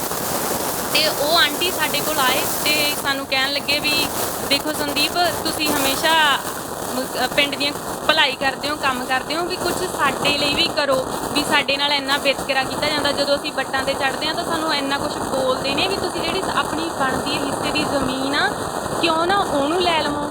ਤੇ ਮੇਰੇ ਘਰ 'ਚ ਥੋੜ੍ਹੇ ਜਿਹੇ ਹਾਲਾਤ ਐਵੇਂ ਆ ਕਿ ਮੇਰੇ ਪਾਪਾ ਮਜ਼ਦੂਰੀ ਕਰਦੇ ਆ, ਵੀਰਾ ਵੀ ਮਜ਼ਦੂਰੀ ਕਰਦਾ ਗਾ, ਪਰ ਮੇਰੇ ਮਾਂ-ਬਾਪ ਨੇ ਹਮੇਸ਼ਾ ਮੈਨੂੰ ਮੇਰੇ ਭਰਾ ਤੋਂ, ਸਾਨੂੰ 3 ਭੈਣਾਂ ਨੂੰ, ਅਸੀਂ 1 ਭਰਾ ਤੇ 3 ਭੈਣਾਂ, ਤੇ ਤਿੰਨਾਂ ਨੂੰ ਹਮੇਸ਼ਾ ਮੇਰੇ ਭਰਾ ਤੋਂ ਜ਼ਿਆਦਾ ਹੀ ਪਿਆਰ ਦਿੱਤਾ, ਤੇ ਕਦੇ ਐ ਨਹੀਂ ਹੋਇਆ ਵੀ ਅਸੀਂ ਜੇ ਕਿਸੇ ਚੀਜ਼ ਲਈ ਕਹੀਏ ਤਾਂ ਨਾ ਮਿਲੇ। ਤੇ ਮੈਂ ਮੇਰੇ ਪਾਪਾ ਨਾਲ ਗੱਲ ਕੀਤੀ, ਮੇਰੀ ਛੋਟੀ ਭੈਣ ਗੁਰਮੀਤ, ਤੇ ਅਸੀਂ ਕਿਹਾ ਡੈਡੀ ਅਸੀਂ ਕਲੱਬ ਦਾ ਬਣਾਇਆ ਹੋਇਆ ਸੀ, ਉਹਦੇ ਥਰੂ ਉਹ ਜ਼ਮੀਨ ਛਡਾਉਣਾ ਚਾਹੁੰਦੇ ਹਾਂ ਜਿਹੜੀ ਹਮੇਸ਼ਾ ਐਸਸੀ ਕੈਟਾਗਰੀ ਦਾ ਬੰਦਾ ਬੋਲੀ ਦੇ ਕੇ ਜਰਨਲ ਕੈਟਾਗਰੀ ਦੇ ਨੂੰ ਦੇ ਦਿੰਦਾ ਤੇ ਉਹ ਪਾਉਂਦਾ ਗਾ। ਕਾਸ਼ ਕਿ ਅਸੀਂ ਸਵਾਭਿਮਾਨ ਨਾਲ ਜੀਏ ਨਾ, ਉਹ ਜ਼ਮੀਨ 'ਚ ਸਾਡਾ ਵੀ ਅਸੀਂ ਹਰਾ ਬੀਜੀਏ ਤੇ ਲੈਣ ਜਾਈਏ, ਜਾਂ ਜੀਰੀ ਬੀਜੀਏ, ਕਣਕ ਬੀਜੀਏ, ਜੋ ਵੀ ਅਸੀਂ ਵੰਡ ਕੇ ਉਹਨੂੰ ਇੱਕ ਆਪਦੇ ਐਸੀ ਭਾਈਚਾਰੇ 'ਚ ਰੱਖੀਏ, ਤਾਂ ਕਿ ਜਿਹੜੀਆਂ ਸਾਡੀਆਂ ਔਰਤਾਂ ਨੇ ਉਹ ਬੇਇੱਜ਼ਤ ਨਾ ਹੋਣ, ਅਸੀਂ ਵੀ ਇੱਜ਼ਤ ਨਾਲ ਹੈ ਨਾ ਜ਼ਿੰਦਗੀ ਜੀਏ। ਤਾਂ ਮੇਰੇ ਪਾਪਾ ਕਹਿੰਦੇ ਦੇਖ ਲਓ ਕਿ ਤੁਹਾਡੇ ਨਾਲ ਲੋਕ ਸਾਥ ਦੇਣਗੇ। ਅਸੀਂ ਕਿਹਾ ਲੋਕ ਸਾਥ ਦੇਣ ਨਾ ਦੇਣ, ਪਹਿਲਾਂ ਤੁਸੀਂ ਦੱਸੋ ਤੁਸੀਂ ਸਾਡੇ ਨਾਲ ਹੋ।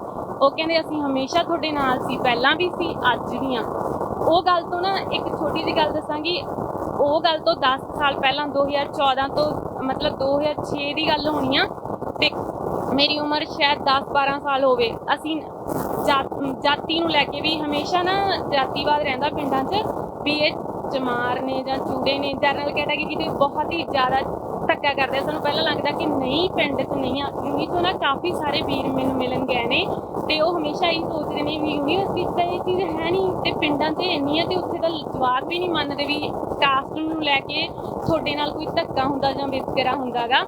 ਸ੍ਰੀ ਅੰਮ੍ਰਿਤਸਰ ਸਾਹਿਬ 'ਚੋਂ 2006 ਦੀ ਗੱਲ ਆ, ਨਗਰ ਕੀਰਤਨ ਆਇਆ ਤੇ ਪਿੰਡ 'ਚ ਇੱਕੋ ਹੀ ਗੁਰਦੁਆਰਾ ਹੁੰਦਾ ਸੀਗਾ। ਉਸ ਗੁਰਦੁਆਰੇ 'ਚ ਨਾ ਉਸ ਨਗਰ ਕੀਰਤਨ ਨੇ ਰੁਕਣਾ ਸੀਗਾ ਤੇ ਸਾਰੇ ਪਿੰਡ ਦੀਆਂ ਔਰਤਾਂ ਗਈਆਂ, ਰੋਟੀ ਬਣਾਈ। ਜਦੋਂ ਰੋਟੀ ਖਾਣ ਦੀ ਵਾਰੀ ਆਈ ਨਾ ਤਾਂ ਮੇਰੀ ਮੰਮੀ ਹੁਣੀ ਸਾਰੇ ਅਸੀਂ ਲਾਈਨ 'ਚ ਬੈਠ ਕੇ ਰੋਟੀ ਖਾ ਰਹੇ ਹਾਂ, ਖਾਣ ਲਈ ਪਲੇਟਾਂ ਚੱਕ ਲਿਆਏ ਤੇ ਉੱਥੇ ਜਰਨਲ ਕੈਟਾਗਰੀ ਦੀ ਇੱਕ ਆਂਟੀ ਆਏ, ਉਹ ਕਹਿੰਦੇ ਵੀ ਐਵੇਂ ਥੋੜੀ ਹੋਊਗਾ, ਇਹ ਚੂੜੀਆਂ ਚਮਾਰੀਆਂ ਪਹਿਲਾਂ ਖਾਣਾ ਖਾ ਲੈਣਗੀਆਂ ਤੇ ਸਾਡੇ ਅੱਗੋਂ ਪਲੇਟਾਂ ਖਿੱਚ ਲਈਆਂ। ਉਸ ਪਲੇਟਾਂ ਖਿੱਚਣ ਤੋਂ ਬਾਅਦ ਅਸੀਂ ਤਾਂ ਆਪਣੇ ਘਰਾਂ ਨੂੰ ਆ ਗਏ ਤੇ ਫਿਰ ਦਿਮਾਗ 'ਚ ਇਹ ਚੀਜ਼ ਸੀ ਵੀ ਸਾਡੇ ਨਾਲ ਉਹ ਗੁਰੂ ਘਰ ਦਾ ਸਭ ਦਾ ਸਾਂਝਾ ਹੈ ਨਾ, ਸ਼੍ਰੀ ਗੁਰੂ ਗ੍ਰੰਥ ਸਾਹਿਬ ਦਾ ਸਭ ਦਾ ਸਾਂਝਾ, ਤੇ ਫਿਰ ਇਹ ਵਿਤਕਰਾ ਕਿਉਂ?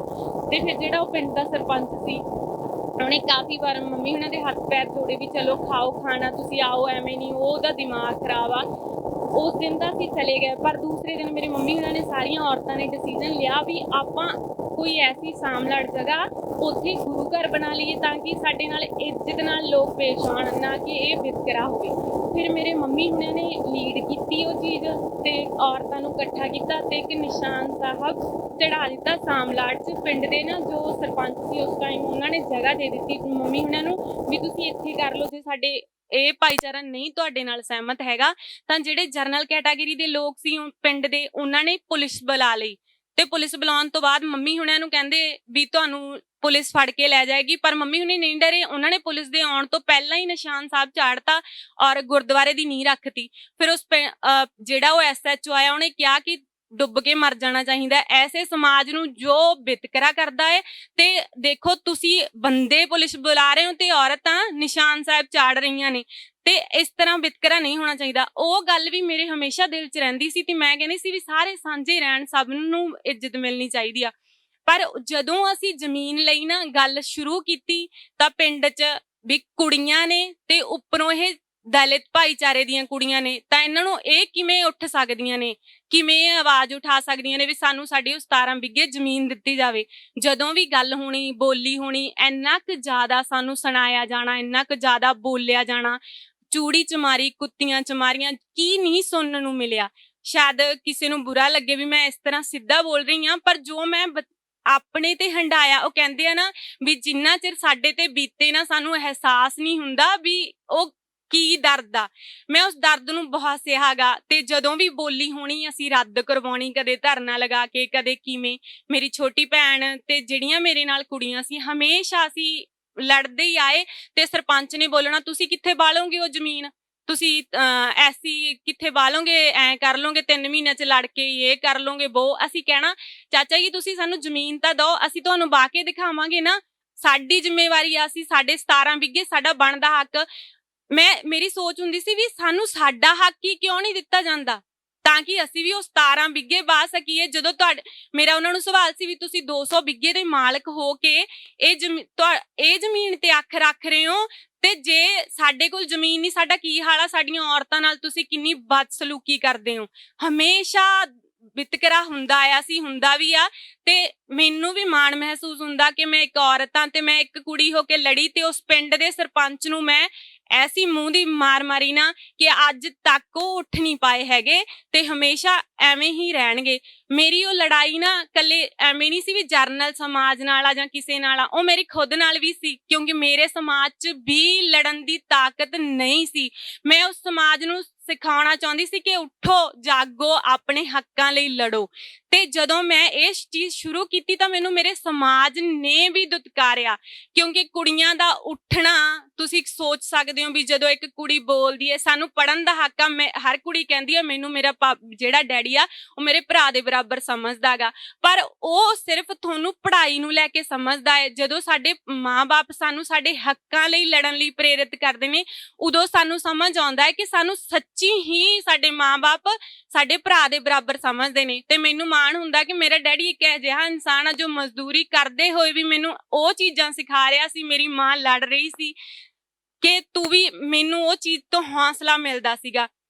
ਜਦੋਂ ਮੈਂ ਜ਼ਮੀਨ ਦੀ ਬੋਲੀ ਨੂੰ ਲੈ ਕੇ ਆਪਣੇ ਪਿੰਡ 'ਚ ਆਪਣੇ SC ਭਾਈਚਾਰੇ ਨਾਲ ਗੱਲ ਕੀਤੀ ਸੀ ਨਾ, ਮੈਨੂੰ ਸਾਰਿਆਂ ਨੇ ਕਿਹਾ ਵੀ ਤੂੰ ਬਹੁਤ ਵਧੀਆ ਕੰਮ ਕਰ ਰਹੀ ਆ, ਤੇ ਮੈਨੂੰ ਲੱਗ ਵੀ ਰਿਹਾ ਸੀ ਜਦੋਂ ਮੈਂ ਕੰਮ ਕਰੂੰਗੀ ਤਾਂ ਮੇਰੇ ਖਿਲਾਫ ਵੀ ਬਹੁਤ ਜਾਣੇ ਹੋਣਗੇ, ਪਰ ਮੈਨੂੰ ਡਰ ਇਸ ਗੱਲ ਦਾ ਸੀ ਕਿ ਮੈਂ ਕਿਤੇ ਹਾਰ ਨਾ ਜਾਵਾਂ, ਕਿਉਂਕਿ ਮੇਰਾ ਹੀ ਸਮਾਜ ਜੇ ਪਿੱਛੇ ਹਟ ਜਾਊਗਾ ਫਿਰ ਮੈਨੂੰ ਕੱਲੀ ਨੂੰ ਥੋੜੀ ਨਾ ਕੋਈ ਹੱਕ ਦੇਣ ਲੱਗਿਆਗਾ।